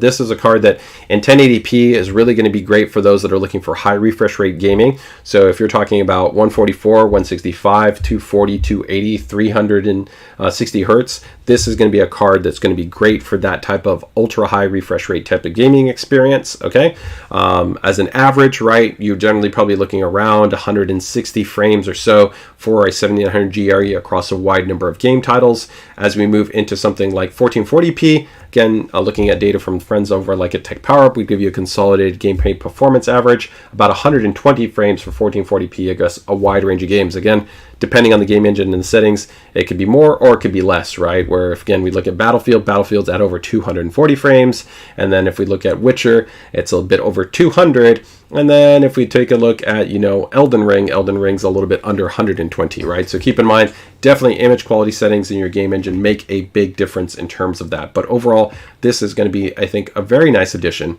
So let's take a look here at the 7900 Dual GRE. Now this will follow the design guidelines that you see with our nice compact designs with Dual. Dual means that it has two fans. It has our new, of course, ring barrier based design, which means you have improved airflow, static pressure performance, a nice high performance, of course, heatsink assembly in there, 0 dB fan support on this model as well. There is a backplate for this unit as well. I do believe I have some up close images, so let me bring that up. But before we bring up the images, let's go ahead and quickly take a look at our dimensional specs, right? So this one is going to require two 8-pins, so two 8-pin PCI Express power connectors. Comes in at 2.5 slots. That's great. 2.5 slots means it's pretty much going to work in just about any type of system and motherboard and still give you access to secondary slots, which is nice.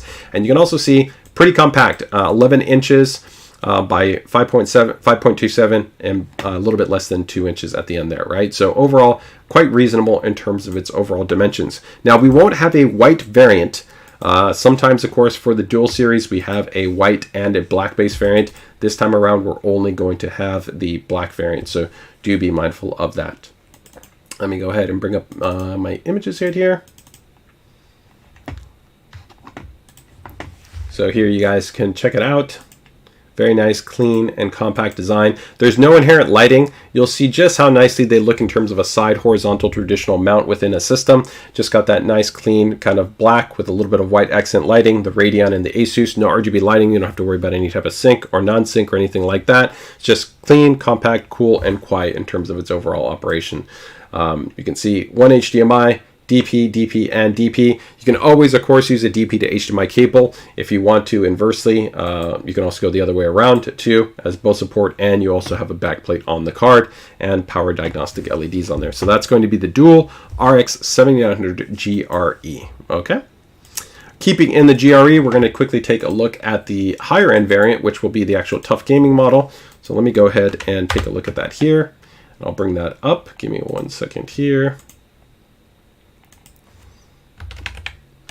Okay, and let me see if there was a quick question.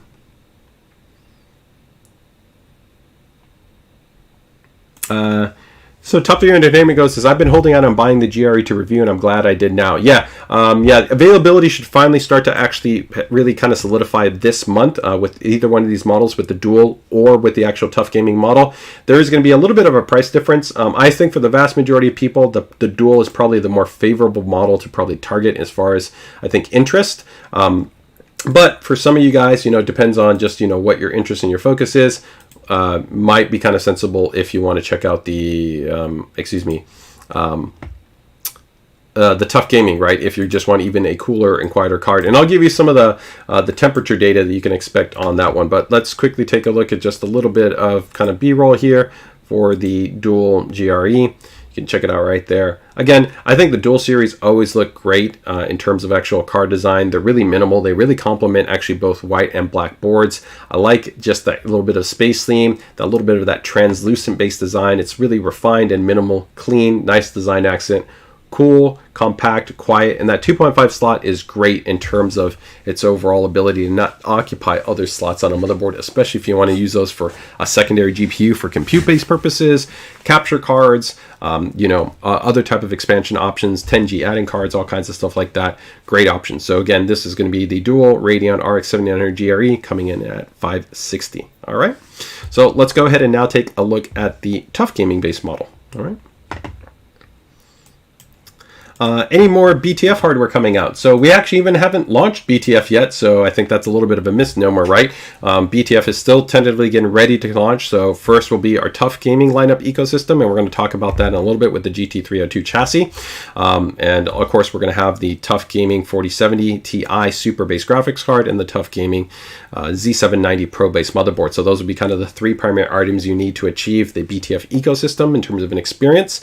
That's going to launch first, and then we'll follow suit afterwards with the ROG BTF ecosystem, which will be the Maximus Z790 Dark Hero, the Hyperion, and then the ROG Strix 4090. So those will be our two essentially sets of BTF-based ecosystem components for the foreseeable future, and we will not release the Micro ATX BTF-based motherboard in North America.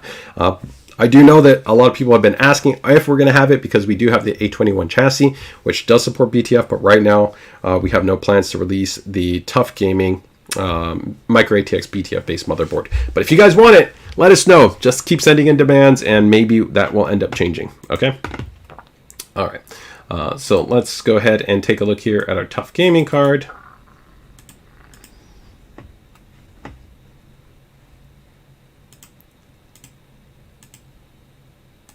All right, here we go. And let me bring up the price here for this one. This one is going to be $599. All right, there we guys go. So this is going to be the Radeon RX 7900 GRE OC base model. You're going to pretty much be looking at the same performance, so performance isn't really vary. On average, this being a little bit of a higher end cooler, a little bit kind of higher clock speeds, you can usually see about a 3 to maybe up to about a 5% FPS, excuse me, a 3 to 5 FPS difference, not percent difference. But in most situations, it's probably somewhere in that range, okay, as far as a bump up in terms of FPS performance. So it's marginal. The main thing here is you're just going to get even cooler and quieter operation, a little bit more headroom relative to potential overclocking, right? But overall, both can of course be overclocked. Both will be cool and quiet, but this is going to be the higher end version of the card, and it will also support, of course, ARGB lighting if you like that. Many of you guys are already familiar with the ID design that we have within our TUF Gaming. They're absolutely fantastic. The Prime is, the dual card is a little bit more kind of a mixed metal to plastic kind of body. Here, this is going to be using metal type of shroud body, and then of course the metal backplate design. So definitely even has that more kind of premium fit and finish. Looks fantastic if you want to pair it up with other TUF Gaming components. Equally works well with ROG. Also looks good in a Prime system. The RGB lighting works well from vertical and horizontal lighting. So you can see here, if you were to have it vertically, you get that nice accent strip. If you went horizontal, you would also still see the TUF Gaming logo, but just a minimal RGB lighting on there. It's got a nice refined design. Very nice, large and performant VRM design, of course, with the heatsink and fan assembly in there. These are, of course, even larger diameter fans, a higher level of performance it's going to have on here. Let me go ahead and see if I have my notes here for the 7900. Give me 1 second.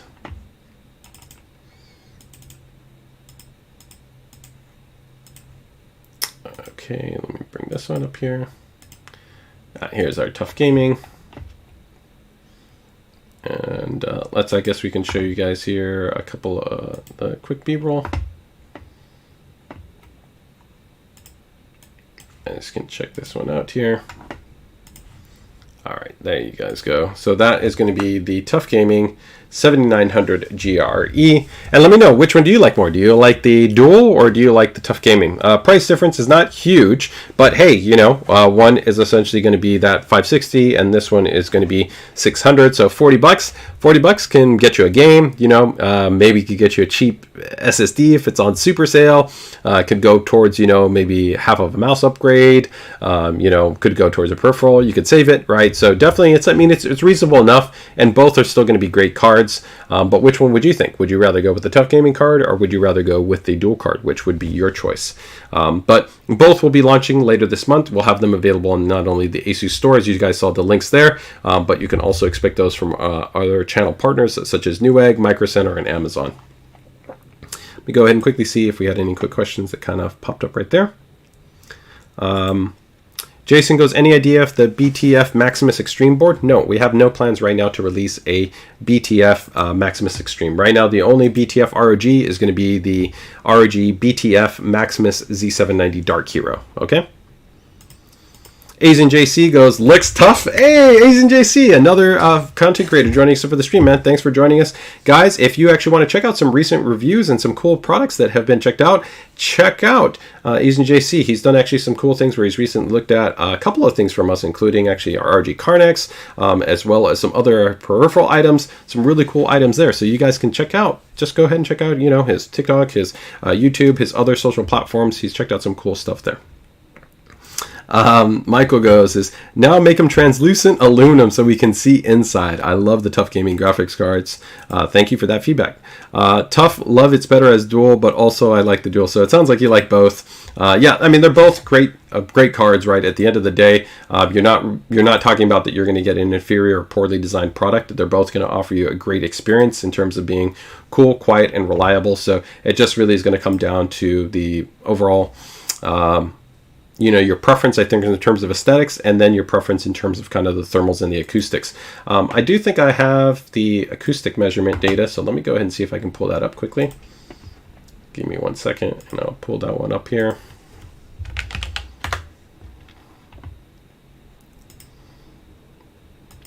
I don't have it there on hand, but I think I can go ahead and download it really quick, so give me 1 second.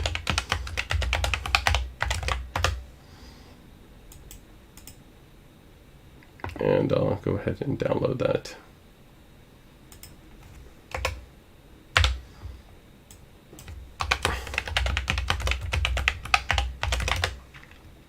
There we go. Okay, let's go ahead and check that out. GRE. And then we'll also see if I have the secondary images for you guys. There we go. Perfect. Okay, let's go ahead and take a look there. All right, yeah, here it goes. I have the data that I was looking for. All right, so let's go ahead and quickly just show those images, and then we can also go ahead and take a look there.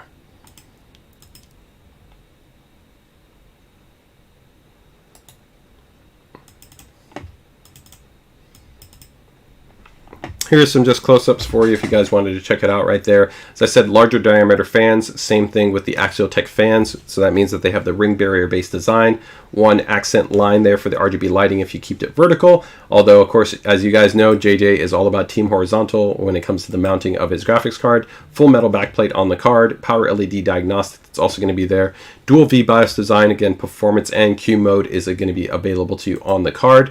You can see in that horizontal based mounting profile, right? Really nice, clean, stylized design as well with the Radeon TUF Gaming, and then of course your RGB accent that's right there. Generally, when you're looking parallel with the card, you won't even see the bottom, so you might not notice this as much. You probably only would see the one lighting zone, and then there's no lighting on the rear backplane for the card. Right. And then HDMI and DP connectivity is going to be same as the dual, right? So HDMI, DP, DP, DP. Also, our bracket, sometimes commonly overlooked, the bracket is actually made out of stainless steel compared to many competitors who actually do not use stainless steel. And some people go like, well, what's the main reason to do that? It usually actually comes down to oxidation. And that can also affect kind of fatiguing and stability over time. If you're in an area that's more humid, you have more of a concern with this. If you're in an area that has less humidity, it's not as much of a concern. But let me go ahead and note this. And also keep in mind in terms of the dimensional slot spacing, we'll take a look at the dimension slots, but this is approximately about a 2.5 slot. It's just a little bit more than the dual card, but they're effectively both about a 2.5 slot based design, okay? Let me go ahead and check here on my data. So in terms of our temperature data, what are we looking at? For the P mode, you're looking at 55.9 degrees, and then under the Q mode, that's going to be 62.5 degrees. So very, very good thermal performance.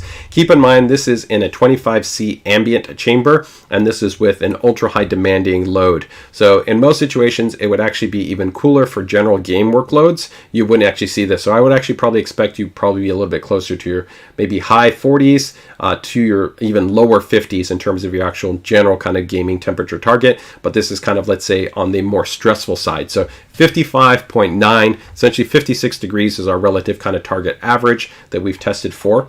And then in terms of actually our acoustics, this is at 10 centimeters away in terms of our measurement data, 42.5 dB in P mode, and then in the Q mode, that's going to be 35.7 dB. Okay, so that's just going to give you some reference information if you're wondering how does that stack up in relation for the card design itself. Okay, all right. I think there might have been a question or two that popped up in there. Give me 1 second right there. Using my TUF 47 Ti until it breaks. That's a fantastic card. Cool, quiet, great performance, very efficient. I will say that's where NVIDIA offers right now great experience for users is going to be the fact that they have outstanding efficiency for their GPUs. So really, really nice. ASUS GPUs have stiff frame that prevents sagging, no need for additional support. That is correct. You actually did do a good job. Thanks for highlighting a point that I haven't called out. I mean, I've called it out definitely in prior streams, but I didn't call it out specifically for here. But what, if you guys are wondering about what Michael is noting here, let me go ahead and go back to this image. And I can quickly show you guys. Essentially, there are some card designs that within the frame of the design itself, there's no type of what's called ribbing or sag mitigation. But within our design, we have actually accounted for this, and we do this through actually a ribbing mechanism. And so if we take a look here, there's a couple of different ways to do it. One, in terms of actually how you look at the bracket in relation to the PCB and to the heatsink mounting point design, but also you can see here within this ribbing, some designs you'll find that this kind of just runs contiguously open, and essentially the back and the front of the card are decoupled. And so this actually will add kind of 2 points of weight distribution to the card, and the card can actually have more sag, it can have more flex, it can have more torsion. So this actually gives us really good actually structural rigidity for the card. It allows it to be really nice and stable. So yeah, you don't really need to worry about a support, although this one does come with a cool little support that's inside the box. If you want to add it in there just as a precaution, you do get it in there.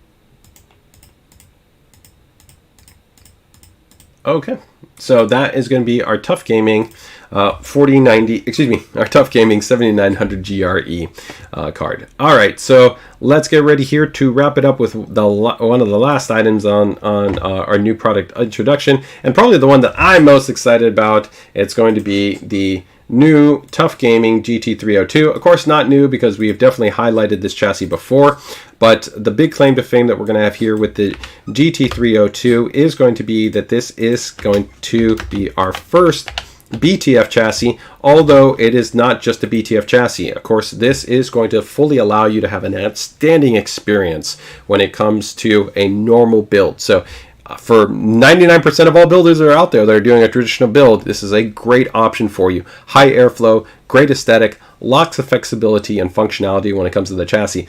But if you want that super clean, minimal look, right, and you don't want any outward cables, this is going to be a fantastic choice for you. So let's go ahead and dive into this guy. Let's take a closer look at the GT302. Let's see what it's bringing to the table. And you can see right there the pricing. So the price, I think, at $150 is going to be very reasonable. Now, I know some of you might have gone, hey, JJ, didn't you originally tell us that the price was going to be a bit less expensive than this? And yes, one of the main reasons why is that right now the chassis, when we are going to be selling it, is currently with the 340 millimeter ARGB fans included and pre-wired in there.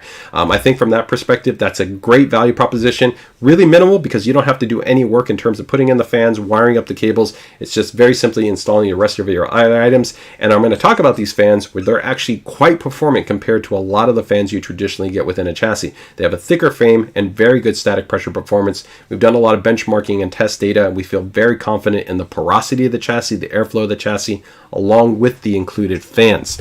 Now, if you guys would like to see a version of the GT302 without fans, let us know. I definitely know that there's always people out there that want to be able to just pick their own, but there's definitely a lot of people out there that like the flexibility and the functionality of a streamlined experience of having those fans being integrated in there. So both the white and the black will come included with the fans. Okay, so let's go ahead and take a look first here at just some images that we have. So first, right off of the bat here, we're going to take a look at these are going to be our brand new designed fans, which are specific for this chassis. We don't sell these independent. They just come included with the chassis. I know sometimes we get questions. People are going to be like, oh, you guys got 140 millimeter fans. These are not sold independently. They come included with the chassis. Again, the black model will come with black fans. The white model will come with white fans. You will actually get 4 fans altogether, 3 in the front and 1 in the rear. So you're pretty much covered. All you need to do is just mount your fans that are going to come with your AIO or going to come with your tower heatsink for your CPU cooler, and you will be good to go. You can even see nice details where even the included cables right there are all, of course, white. They look fantastic, okay? They also have a thicker fan frame. So this is what you would be talking about when you put together a system. Now, the image that I'm showing you right here already looks really clean, really nice, done in terms of using an actual TUF Gaming motherboard. This is actually using a BTF board, but using with a traditional GPU. So here you can see that you do see a little bit of a cable because it supports vertical mounting, so that if you're somebody that likes vertical mounting, let me know in the chat. Are you part of the term vertical mount team? I'm not. Why? I don't like the practicality of it. It blocks my other slots. It blocks my M.2. I'm going to have to take that all out if I just want to simply be able to upgrade my storage, or if I want to be able to connect something else, or if I want to slot in a secondary expansion card. Plus, I think sometimes also it breaks up the visual composition. I think vertical can look really nice, and in this situation, it looks great. But sometimes I think it can break up the flow and the lines that I like to be able to see between my board on the top side and on the bottom side of the board. That being noted, you know, to each his own in terms of PCDIY. The great thing is you can support both vertical mounting or horizontal mounting.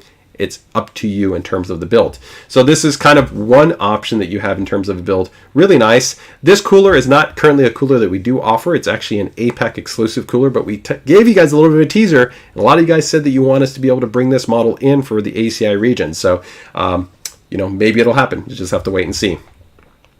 As we go ahead and pull out, the other item that you're going to see is pretty interesting within the GT302 is that it's an ultra high airflow chassis, really impressive porosity. Most of the chassis on the market have a tempered glass side panel. If you notice, this is similar to our AP201 where it's a full mesh side panel.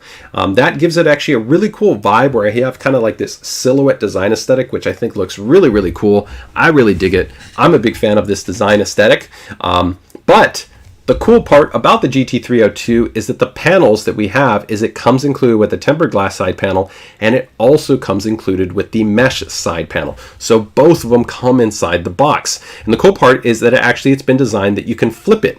So if you want to put the tempered glass side panel on the visible side, and then you want to put the mesh side panel on the other side, you can do that. So if you want kind of the big, bold, bright, visible display with the tempered glass side panel, put that on that side and then switch over to the mesh. If you'd rather kind of have that kind of more minimal, refined, kind of soft silhouette design and also even the higher level of airflow, then go with the mesh. That's the cool part, is that it's in that both levels of functionality are within the chassis. You get that inherently. So very, very cool in that design perspective.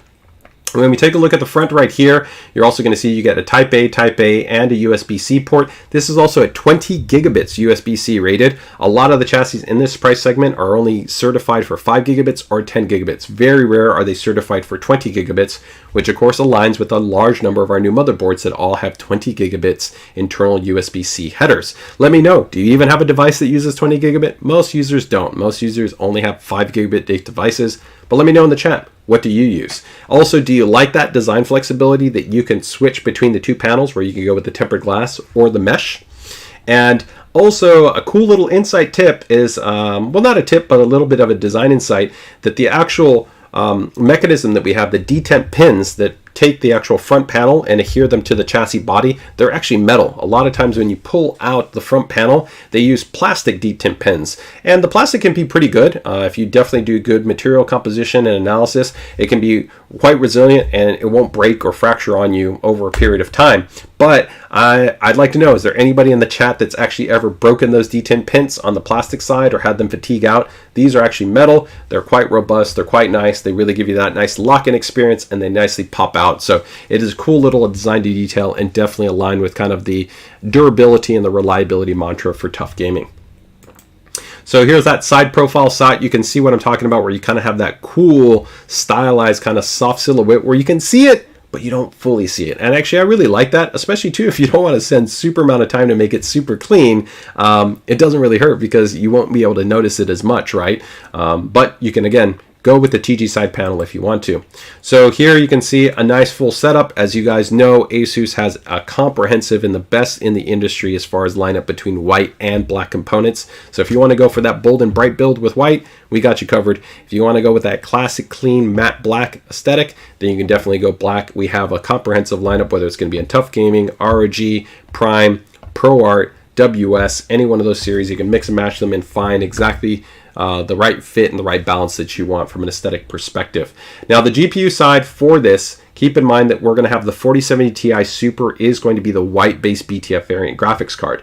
So if you want to go the BTF route, then you will need to go with the 4070 Ti Super or potentially that ROG Strix, although the ROG Strix will only be offered in black. Right now, we don't have a white variant planned, okay?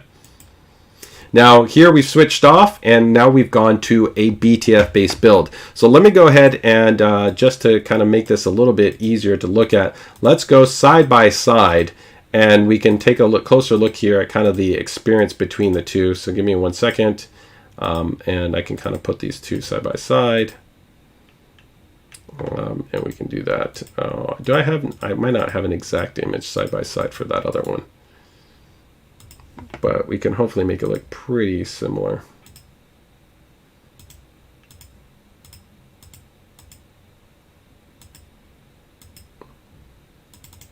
Yeah, I guess we can do it this way. It's not going to be exactly the same, but I think you can kind of get the idea. So here you can see kind of traditional build and vertical mount, and then we have the BTF based build. So they both are using the BTF based motherboard, and remember, for BTF based motherboard you can use a traditional graphics card that is not BTF, but if you want the cleaner aesthetic you have to use the BTF based graphics card. The motherboard will support both. So whether you want to use an ASUS card that is non-BTF or you want to use a competitor's graphics card, you can still do either or. The choice is up to you, all right? And here you'll see that kind of traditional build, and then here you will see this. Now this one is still cleaner than standard because you don't have your power connectors, you don't have all the connectors down here, they're all in the back, but you can see an example of then how it would look if we didn't even have that cable and we had the horizontal mount. Again, I think the horizontal mount looks just super nice, super clean. I think it looks fantastic. And this Q-slot release mechanism still even works in the BTF design. We redesigned it so you still have a single button that you can depress to be able to easily eject your graphics card. So really nice, really cool in that perspective. So that is going to be essentially your BTF, right? Where again, we have that auxiliary power connector for the graphics card and the primary PCI Express power connector. They're both going to be present in terms of this design setup. Let me quickly see if we got any questions that might have come up within that. So, Is the PCI only powered graphics card thing server standard or like from servers? No, it's not. Actually, traditional motherboards all support actually up to generally 75 watts of power for their PCI Express slots. So as long as the GPU is designed to be able to support the power envelope, which usually means that has to be a very efficient card, which usually is why you don't see like a high performance like GPU. You're not going to see like a 49 that can just be powered from a certain slot, right? Why you're looking at something like a 3050 class type of GPU for that power delivery to be provided directly from just the PCIe slot. Okay. Top 3 Entertainment says, as I recently switched to the vertical gang, I did get a nice vertical bracket that makes removing the GPU super easy. Yes, there are definitely varying types of brackets that can improve upon that. You still always have to use a riser cable too, which is also still though an additional cost. Can also add potentially sometimes instability and potential issues into a build, but if you get a good bracket and a good riser cable, you can definitely have a great experience.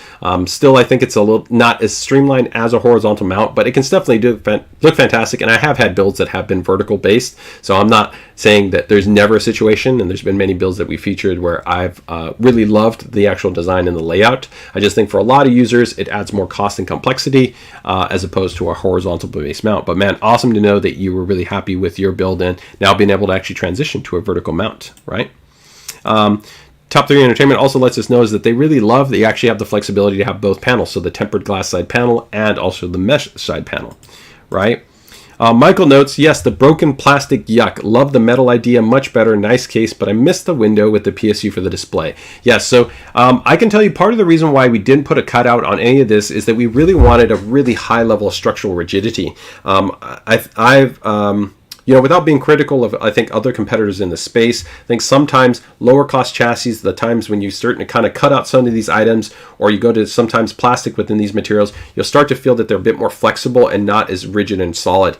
If anybody of you guys have tried out like our GT501 chassis, you know that that chassis felt really, really solid, really nice in terms of its fit and finish and feel. And here I was really impressed with the fit and finish of this chassis in terms of just kind of a structural rigidity and how it feels. So really nice for whatever you're going to be putting into the build. And I'd say that's the main benefit here of this design is, yes, you don't have the cutout there, but the reality is that for most users, they're generally not going to go into a power supply like our Thor or something like that, where you would want to see the PSU because it has RGB lighting or it has a screen cutout, right? They're just putting in a PSU that they pick, whether it's like our Prime or TUF Gaming or something else, where they just need a solid, stable, reliable power supply, and they're going to run the cables and they're going to be good to go, right? So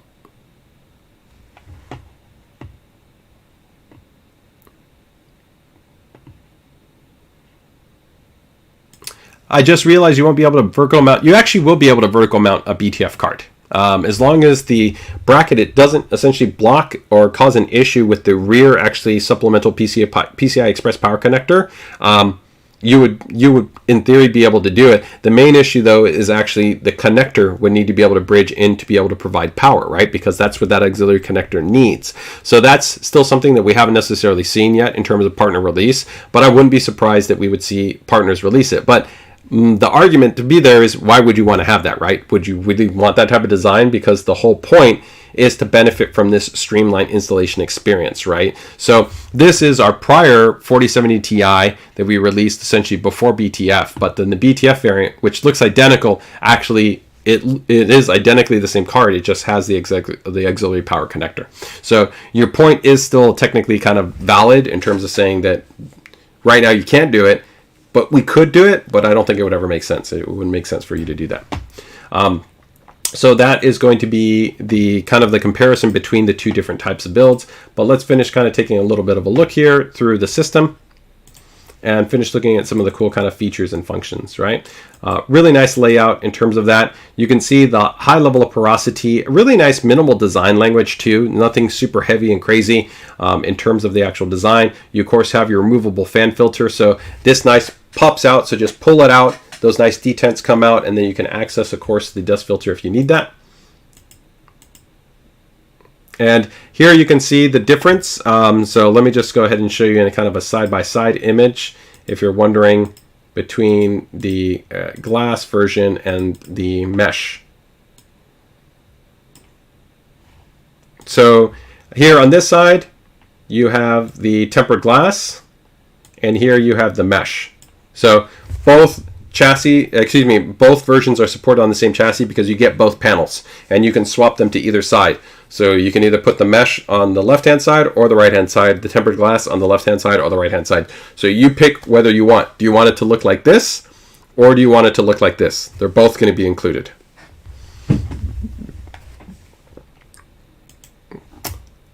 So I'm a big fan of, I think, that flexibility.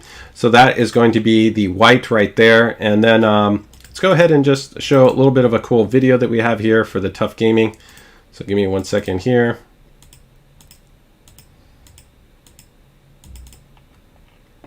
Bring this up right here. Okay, guys, so let's go ahead and take a look here at a little bit of this. So again, we will have it available in white and in black. It's going to come with those 140 millimeter fans that are going to be included. They're going to be in the front and going to be in the back. And that's one note that we do want to note there, right? If you saw that, these are going to be thicker than standard. They are going to be 28 millimeters. Most traditional fans are going to be 25 millimeters.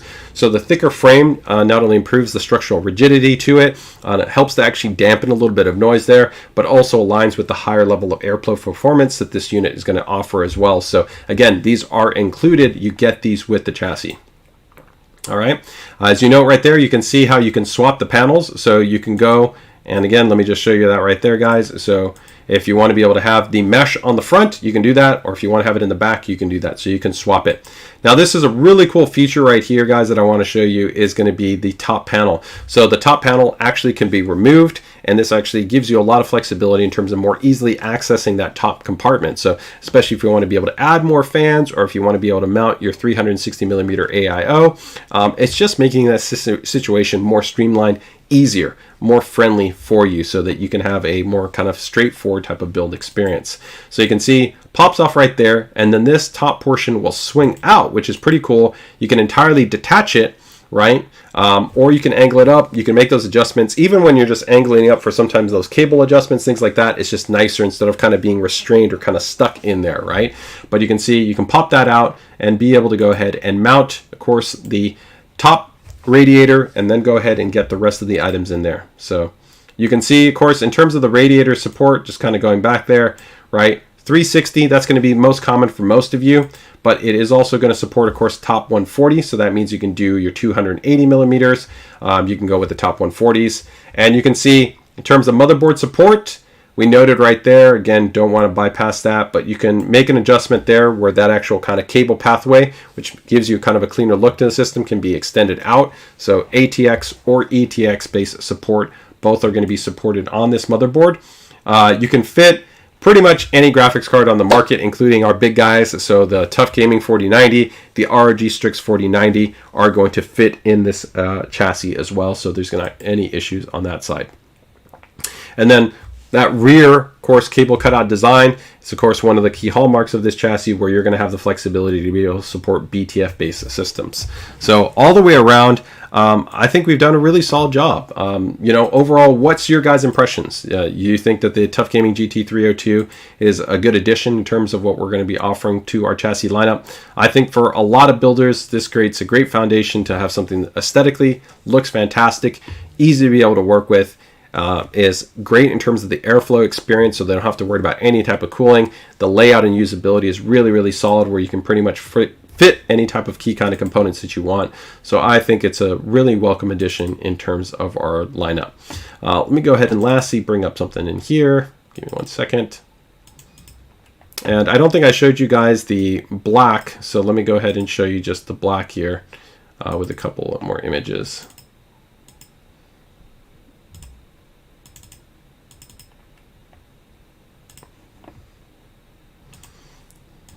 So here you guys can see it in black.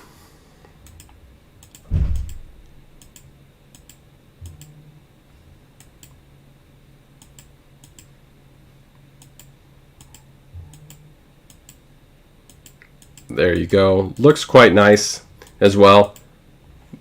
But we've got it in both in white and we've got it in black right there. Do you have a case with shroud on the bottom intake? No, I mean, and to be honest, I don't I don't think you would need it. If you wanted to go with, of course, fans on the bottom, my recommendation would be, of course, our GT502. GT502 is our split chamber chassis.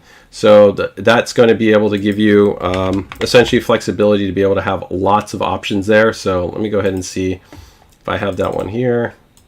Yeah.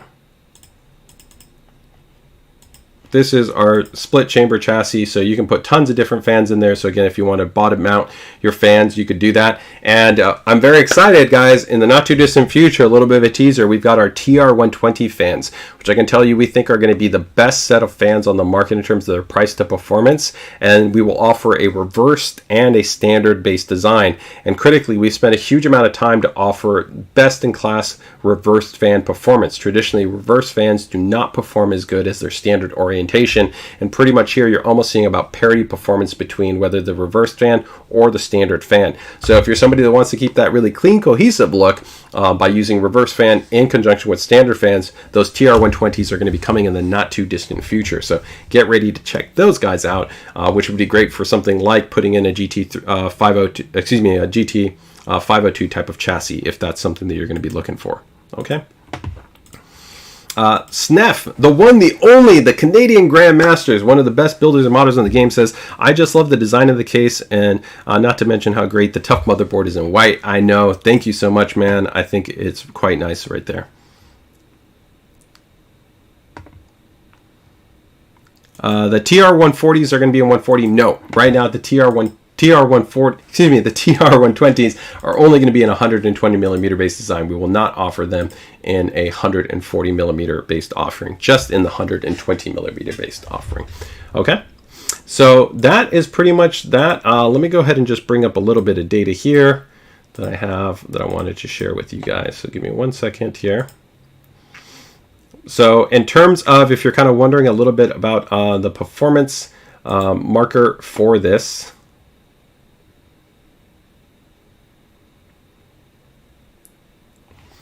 on the porosity side, you can see this is a 36.5 porosity, not as high as the porosity that we have on the PA602, but quite good. That's 8 millimeter by 8 millimeter square type mesh. So very, very good in terms of not having any type of obstruction or minimal obstruction in terms of the airflow. So very, very good airflow performance in terms of that. In addition, right here, when we take a look at how we've actually designed these fans and their relative performance, again, you're going to get those 440 millimeter fans by 28 millimeters, and then the measurement performance here in terms of your static pressure and your airflow. So very, very in performance.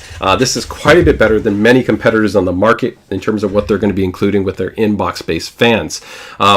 Now, I do want to note that keep in mind that when you talk about something like static pressure and airflow, to be frank, a lot of the values that get communicated are only at 100%, and you don't run your fans generally at 100%. You're generally running them within a fan curve, so you're running them usually within about, the minimum to about the middle of the fan curve, and that critically is the most important in terms of how your fan is operating, because that is going to define its overall acoustic characteristics and its thermal performance. So even if you have a fan that gives you really, really great static pressure and really great airflow, if that's only at 100%, is that really something that you want? Because if you're not running it at that level, you're not necessarily getting the performance that you think you're getting.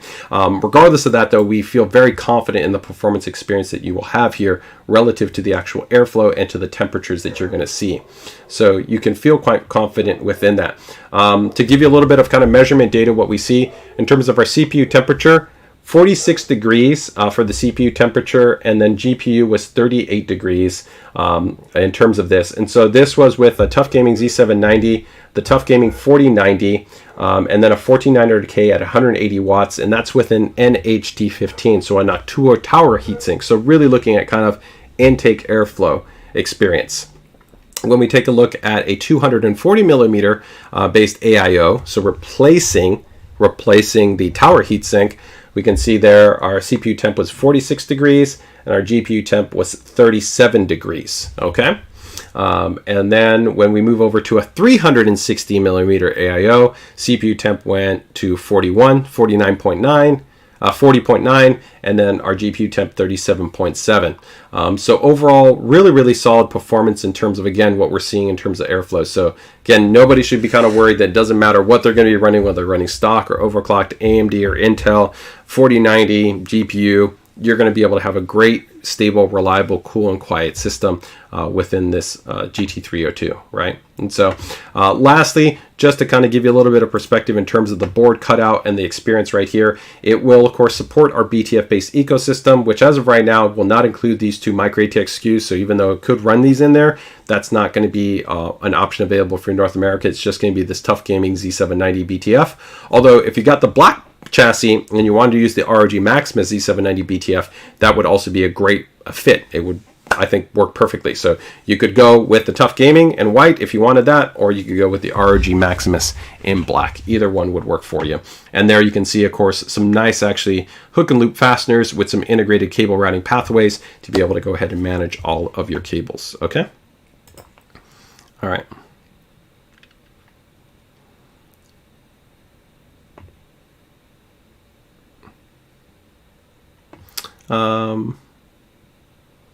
Sorry, I didn't see, was there any other questions right there?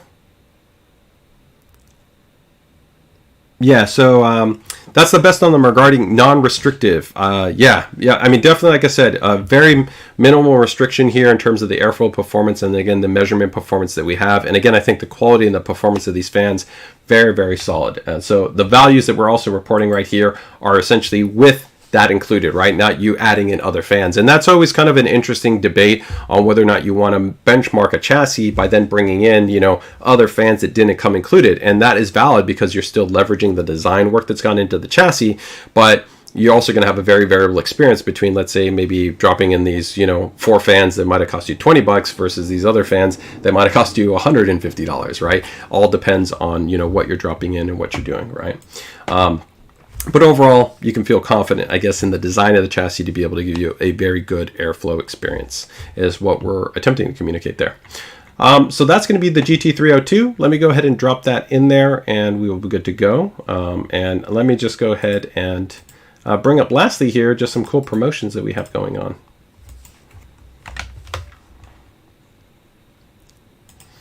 All right, guys, so let's get into our last portion right here. This is going to be a little bit of a quick fire segment. I want to just touch on some good promos that we have going on, guys. So give me 1 second to bring these up. So we've got a little bit of everything here for our promo section. As you guys know, we like to try to bring you guys some cool promos that we have going on for different types of items that you can save some money on, allow you to go ahead and get your upgrades in if that's something that you want to go with. So let's go ahead and jump into some of these. For a quick recap, if you're wondering, we're going to have monitors. So we've got a number of different monitors. We've got AI coolers. We got a few different chassis. We've got some graphics cards that we're going to touch on, some power supplies, and some routers. So we've got a little bit of everything on here, except peripherals. We don't have really any peripherals this time around. So let's go ahead and go with the first one. And again, for these, I'm going to try to just go really quick on them. If somebody has a question on one of these specifically, feel free to drop in and I'll do my best. And again, these aren't even for all of our promotions that we have going on. You can actually go to the promo page on our ASUS store to check out kind of the entirety of them. All right, first one right here is going to be the PA248CNV. This is actually a pretty cool monitor. It's a 24-inch, but it's a 1920 by 1200 monitor. So if you want to kind of maybe be able to put a secondary monitor that has a taller aspect ratio, great for kind of websites, for coding, for kind of Discord, chat, email kind of things. This is a really great option. It has very, very good color accuracy because it's a ProArt display. Has nice enhanced USB hub connectivity, 4-way ergonomic adjustment that's also going to be on here. You also actually have a RJ45 port, which is pretty cool on here. So if you want to be able to wire in and connect to like a laptop, because it's got USB-C with 90-watt power delivery on this, this is a packed-in monitor to really get a lot of value. This monitor is normally $270. Oh, it looks like it's sold out. It looks like it's sold out. So $140. We might restock it before the promo is off. So if you guys are interested, maybe click that notify me button to check it out, because $140 off at $130, that's an awesome deal. So that's why I wanted to bring it up. Missed out on it. I was hoping to get it to you before it ended up pushing through. But let's keep the show rolling. So we've got the VG34 VQL. 1B. This is going to be a 1440p, subtle curvature at 1500R, 165 Hertz. This is going to be a VA panel, so better standard contrast than normal when compared to like an IPS-based display. This is also going to support ELMB, and it's also going to be FreeSync certified VRR support on this unit right here. I think a very solid option if you're looking to essentially jump into that ultra wide and not go crazy expensive. $50 off is a pretty nice savings. So normally $399 sets you $400 down to $350. So if you're interested in checking this guy out, I'll drop the link in the chat right there. I do also want to go ahead and note this guy right here, that there is speakers, which is nice sometimes for some people. They wonder like, hey, if I'm watching like a basic stream or maybe doing some debugging, does it have speakers? And it also, this is a little bit rare at this price point, has four USB 3.2 Gen 1 Type A ports on there. So I love the fact when you can do that, because you can add like keyboard, mice, wireless adapters, stuff like that. So again, $50 saving on this guy, the VG34VQL1B. All right, let me drop that one in the chat right there.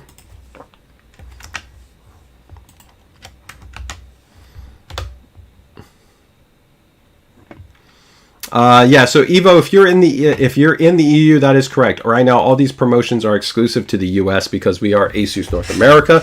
So any of the promotions that we're noting on right now is just exclusive to the US. And also for our friends up north in Canada, we don't ship to Canada from the ASUS US store. But do check our channel partners, because many times when we're running the promotions on the ASUS store, our channel partners are also putting them on promotion. So usually that means like Newegg, Micro Center, Amazon can also be carrying a similar promotion as well. Okay. So keep that in mind. Here we've got the XG438Q. So this is going to be a 4K 120 Hertz based display, higher than standard SDR based brightness with an HDR 600. Still not to the level that you would want for truly immersive HDR, where you have full array local dimming and 1000 nits, but definitely a nice punchy, bold and bright experience for a display. Big fan of that. This has very nice actually integrated speakers with dual 10-watt speakers. Dual 10-watt stereo speakers that are incorporated on this unit. Quite nice in that respect. And this guy is a $200 savings. Also, looks like we pushed on this one. This one was a pretty good promo. Again, I don't know how long it'll be in place. So again, if you want to be notified on it, check it out. That's going to be $200 off from $699 to $499. Okay. I'm only going to touch on a couple of coolers that we have, so check the cooler range out. I think almost all of them are right now on promo, where you have the TUF Gaming LC2 is on promo, the Ryu 3 is on promo, and the Ryu Gen 3 is also on promo. So all of them are on promo, I think, for the 240s and the 360s and the whites and the blacks. But I'm just going to quickly show you a couple because of the price savings right now. But if you're interested in some of the AIOs, we have those on sale. So this is the Ryu Gen 3. This is the ARGB course, because the Ryu Gen 3 does come in different versions, where we have one with the daisy chain magnetic fan and then ones with the Noctua fan. The Noctua fan is going to be for generally the black version. So remember, these fans, they're daisy chain magnetic. So that's great, because it just means there's a connector right here or right here, and then you can run it to the left or right, and bam, you can connect your ARGB and your fan. It's got the new higher performing screen with the higher refresh rate, the more memory, decouples in terms of just removing it from the top with the integrated VRM assist fan, which is larger, longer tube hosing, 8th gen Asetek based pump, outstanding cooling performance.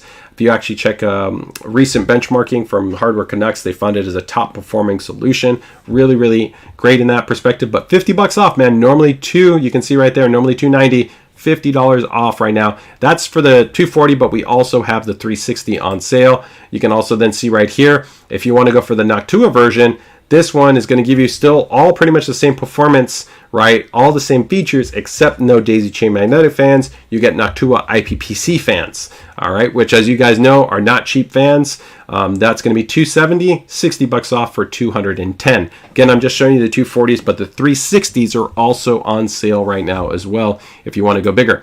The TUF Gaming LC2, I love this cooler. I've shown this off. I did a whole live stream on this cooler. It has a decoupled pump. It's the quietest AIO pump I've tested. Outstanding if you're really sensitive on it, and very good cooling performance. I showed you guys overclocking results with a 1300K and a 1400K, 6.2 gigahertz per core overclock with this guy's achievable using our AIOC technology. $30 off. That's, I think, quite nice savings. So normally $150. $120. So that is going to be the TUF Gaming LC2 ARGB model. Before I go into some of the next promos right here, I'm just going to quickly go ahead and see if we had any quick questions before we go into some of the other quick promos that we have right there.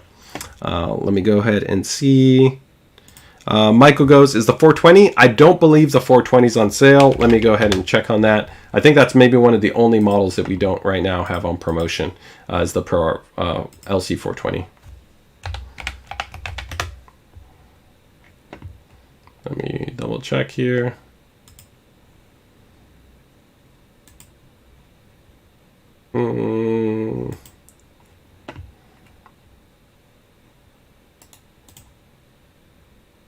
No, that one is not on sale, so I was correct in that regard. Not on sale, okay? All right. All right, so let's go ahead and continue on. If anybody has any other questions, feel free and let me know.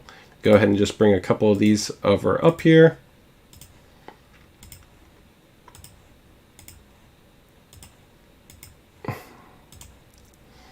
And speaking of SNEF, who talked a little bit earlier, one of my favorite chassis is on sale right now. The GT501 chassis is actually is on promo, so that is a great option if you guys have been looking for a chassis. Let me go ahead and bring that one up right here.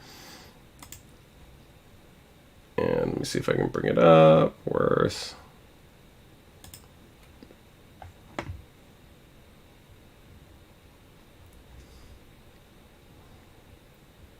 Oh, interesting.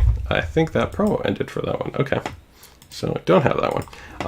GT502 is on promo right now. So normally $175, 25 bucks off, so $150. This is our split chamber chassis. Fantastic option, whether you want it in white or black. All of the interior is all white, so kind of like the 011 where you got like silver on the outside, but it's kind of black on the inside, and it wasn't really all white.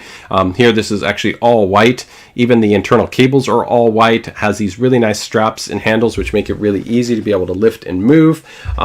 You also have a rear mounting position, which you can actually put your radiator if you kind of want to do some kind of cool or kind of different kind of change up the kind of the fit and feel and the look of your system. You can do that as well. So a lot of really cool flexibility within the GT502. And there's also updated distro block support as well for this model if you want to go into the custom water cooling segment. We have a lot of great builds in the PCDIY group if you want to see examples of the GT502.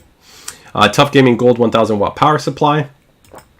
Motherboard side is we have the B650-A gaming Wi-Fi. I think a great option for people that want to build an AM5 system.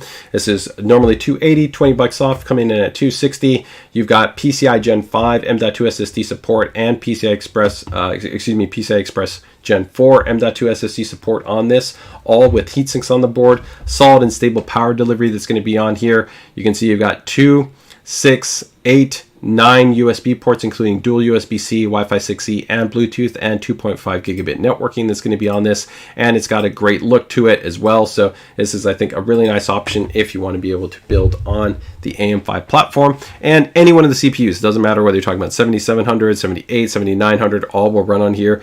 And AMD has already, of course, all confirmed that next generation AMD CPUs will run on AM5 based platforms as well. So even if you're building towards the future and considering upgrading, you're good.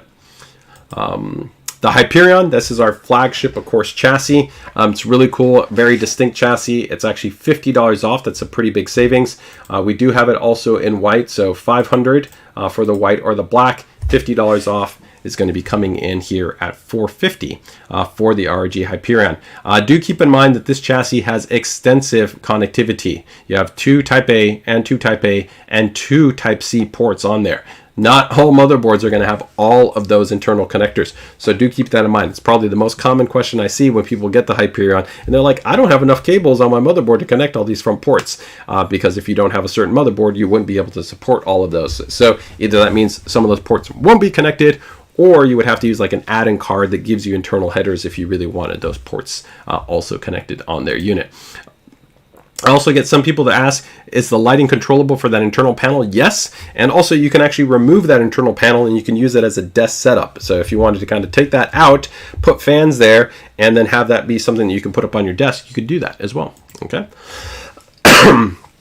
Excuse me.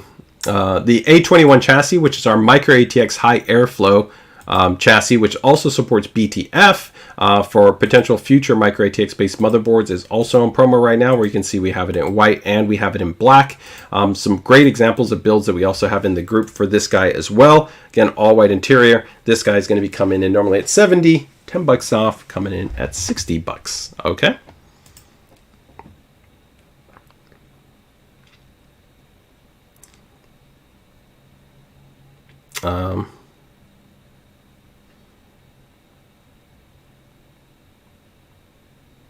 So let me go ahead and go see any quick questions. It doesn't look like we have any quick questions there. So I think the last items right here, we're going to go into just quickly some networking, and then we'll wrap things up, guys. So thank you as always, guys, for joining us today on our PCDIY hardware live stream. And go ahead and bring these guys up. And the way I tried to tackle this is we're kind of go from, I guess, flagship level down to kind of entry level. So regardless of what you might be looking at in terms of kind of a potential upgrade for a networking product, I think we're going to have you covered. So if you want the absolute fastest, the absolute best Wi-Fi 7 router, then you go with the BE90H Pro. This is our flagship Wi-Fi 7 router. It only recently launched, but it's already on promo right now. So normally $800. This is going to be coming $50 off at $750. Now, in terms of some of the key features, keep in mind that this unit is going to be stacked in terms of its overall performance. Keep in mind that this is going to be a quad band based design. So this is a 4x4, 4x4, 4x4, 4x4. So that's 4 bands, all with 4x4 for outstanding range, speed, and throughput. It's got a 2.6 gigahertz quad core chipset and 2 gigs of DDR memory on this. Absolutely super performant. Critically, also keep in mind that the WAN and the LAN on here is very, very impressive. So you're going to have one 10 gigabit WAN or LAN, then you have that 2.5 gig WAN LAN, and then another 10 gigabit for LAN, and then also your 3 2.5 gigs. So that's part of the reason why the cost is you have an ultra high performance 2.5 gigabit switch, 10G LAN ports also on here, that high performance 2.6 gigahertz chipset, and that 4x4 4 band based design on this unit. So if you're looking for the absolute fastest, this is going to be the route that you want to be able, this is the router that you're going to want to go with. There's also a lot of other great features and functions we're not going to touch on that if you're more interested in finding out about those, make sure to check out some of our prior live streams where we dive into some of the really cool features with the ASUS WRT firmware. Okay, if you want to step down from there, we have the AXE 1600. So this is stepping into a Wi-Fi 6E. If you're wondering about speed difference, keep in mind that you won't benefit yet from Wi-Fi 7 if you don't have a Wi-Fi 7 client, which would be a motherboard, a laptop, a mini PC, a phone. The speed difference between Wi-Fi 6E is going to be generally between a peak about 900 to about maybe about 1.5 gigabits. So up to about 500 megabits faster than a gigabit Ethernet cable. With Wi-Fi 7, you can be seeing speeds that go up to 2, 3, even 4 gigabits of throughput or even faster. So really, really impressive. Keep in mind that's optimally within the sweet spot of the range. So that's going to be usually in about 15 to 20 feet. Beyond that, of course, the performance will begin to go down, right? But that's kind of one of the key benefits of having a very high throughput router is that even if the performance is going down, you can still maintain a very high level of throughput even at the very end, right? Where keep in mind, like if you're starting with a lower level of throughput, by the end of the range, the throughput could be really abysmal or might not even be non-existent, right? Whereas if you start off with, let's say, 800 megabits, even as you get away towards the end, it might still be at 200 megabits, which it can be quite performant, right? 200 megabits would be great. So this is also going to be a quad band based unit. This will be similar to that prior model. It was pretty much our prior flagship. So that one is also going to be 4x4x4x4x4. Also going to be a high performance quad core chipset, 2 gigahertz versus 2.6 gigahertz, and also 2 gigabytes of RAM on here, and also very nice Ethernet, but not as advanced as the other. So you can see a 2.5 gigabit WAN, and then 2 10G LAN ports, and then 4 gigabit LAN ports. So you can see the other model is more advanced, right? Where you got the quad 2.5 and you got the dual dual 10G. So you can see that it's a more advanced based platform. But you still have 4 bands here. So 2.4, 5, 5, and 6. Also, some people wonder about band benefits. If you run mesh network, more bands is advantageous because, of course, if you do a mesh network, you're going to lose always a band, which means that you want to be able to maintain hopefully multiple bands still for your devices. So think about if you had a traditional mesh networking product and it was dual band, that means you actually really only have 1 band. If you had a tri-band product and you use 1 band for mesh, that means you have 2 bands. And if you have quad band and you use 1 band for mesh, then you have still 3 bands, which is fantastic. Okay. We then have the AX11000 Pro. I really like this model. I think it's great. It's actually not on promo anymore, but still a great option. 400. I won't touch on it because we don't have it on promo. Oh, the Rapture was also on promo. So it looks like the other ones that we had actually are not on promo. So that saves me a little bit of time there. Again, sometimes those promos go out. Always, if you're wondering what I'm checking out a lot of the times, you can always head over to our ASUS store website, go to the deals and promo section. Sometimes our promos run as little as 24 hours, and sometimes they run for more than a week. So just keep in mind, we've always got some great promotions going on so that you can get in on your upgrades. Let me go ahead and check to see if there was any questions before we wrap things up. So Jason goes, love my BE98 so much, I upgraded from an AXE11000. That's a big upgrade. Even the AXE11000 is a really performant unit. By going to that faster chipset, you're getting faster speeds, a higher performing chipset, a better switch, and even more functionality, especially if you've got modern high-speed devices. So like I said, those latest generation laptops, phones, motherboards, and other things, you definitely would be able to see the benefit. If you're somebody that doesn't necessarily live on the cutting edge in terms of your devices, I think that even just going to a tri-band unit, even if it's not Wi-Fi 6E, is a great option. Wi-Fi 6E tri-band, which we have with models that are, I think, pretty reasonable in terms of the price, is a very good kind of pathway to still give you really great performance, really great speed, low latency, and tons of great performance and feature options as well. But if definitely you're living on that kind of edge where you're upgrading a lot of those key components, you really want to be kind of evaluating Wi-Fi 6E at a minimum. And then, of course, now we then start to get into the Wi-Fi 7 era. Okay.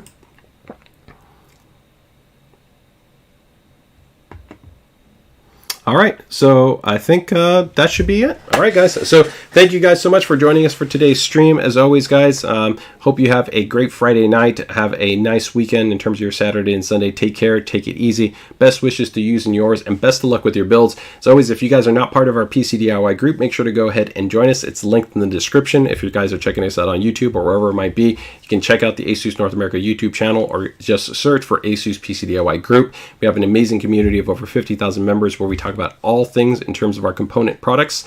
So whether you're interested in building, upgrading, water cooling, overclocking, content creation, gaming, whatever, great community people there that would love to be able to talk with you about their systems, their experience, their insights. You can also find myself as well as a community manager there within the group. So with that, guys, take care, take it easy, enjoy the rest of your day. Bye-bye.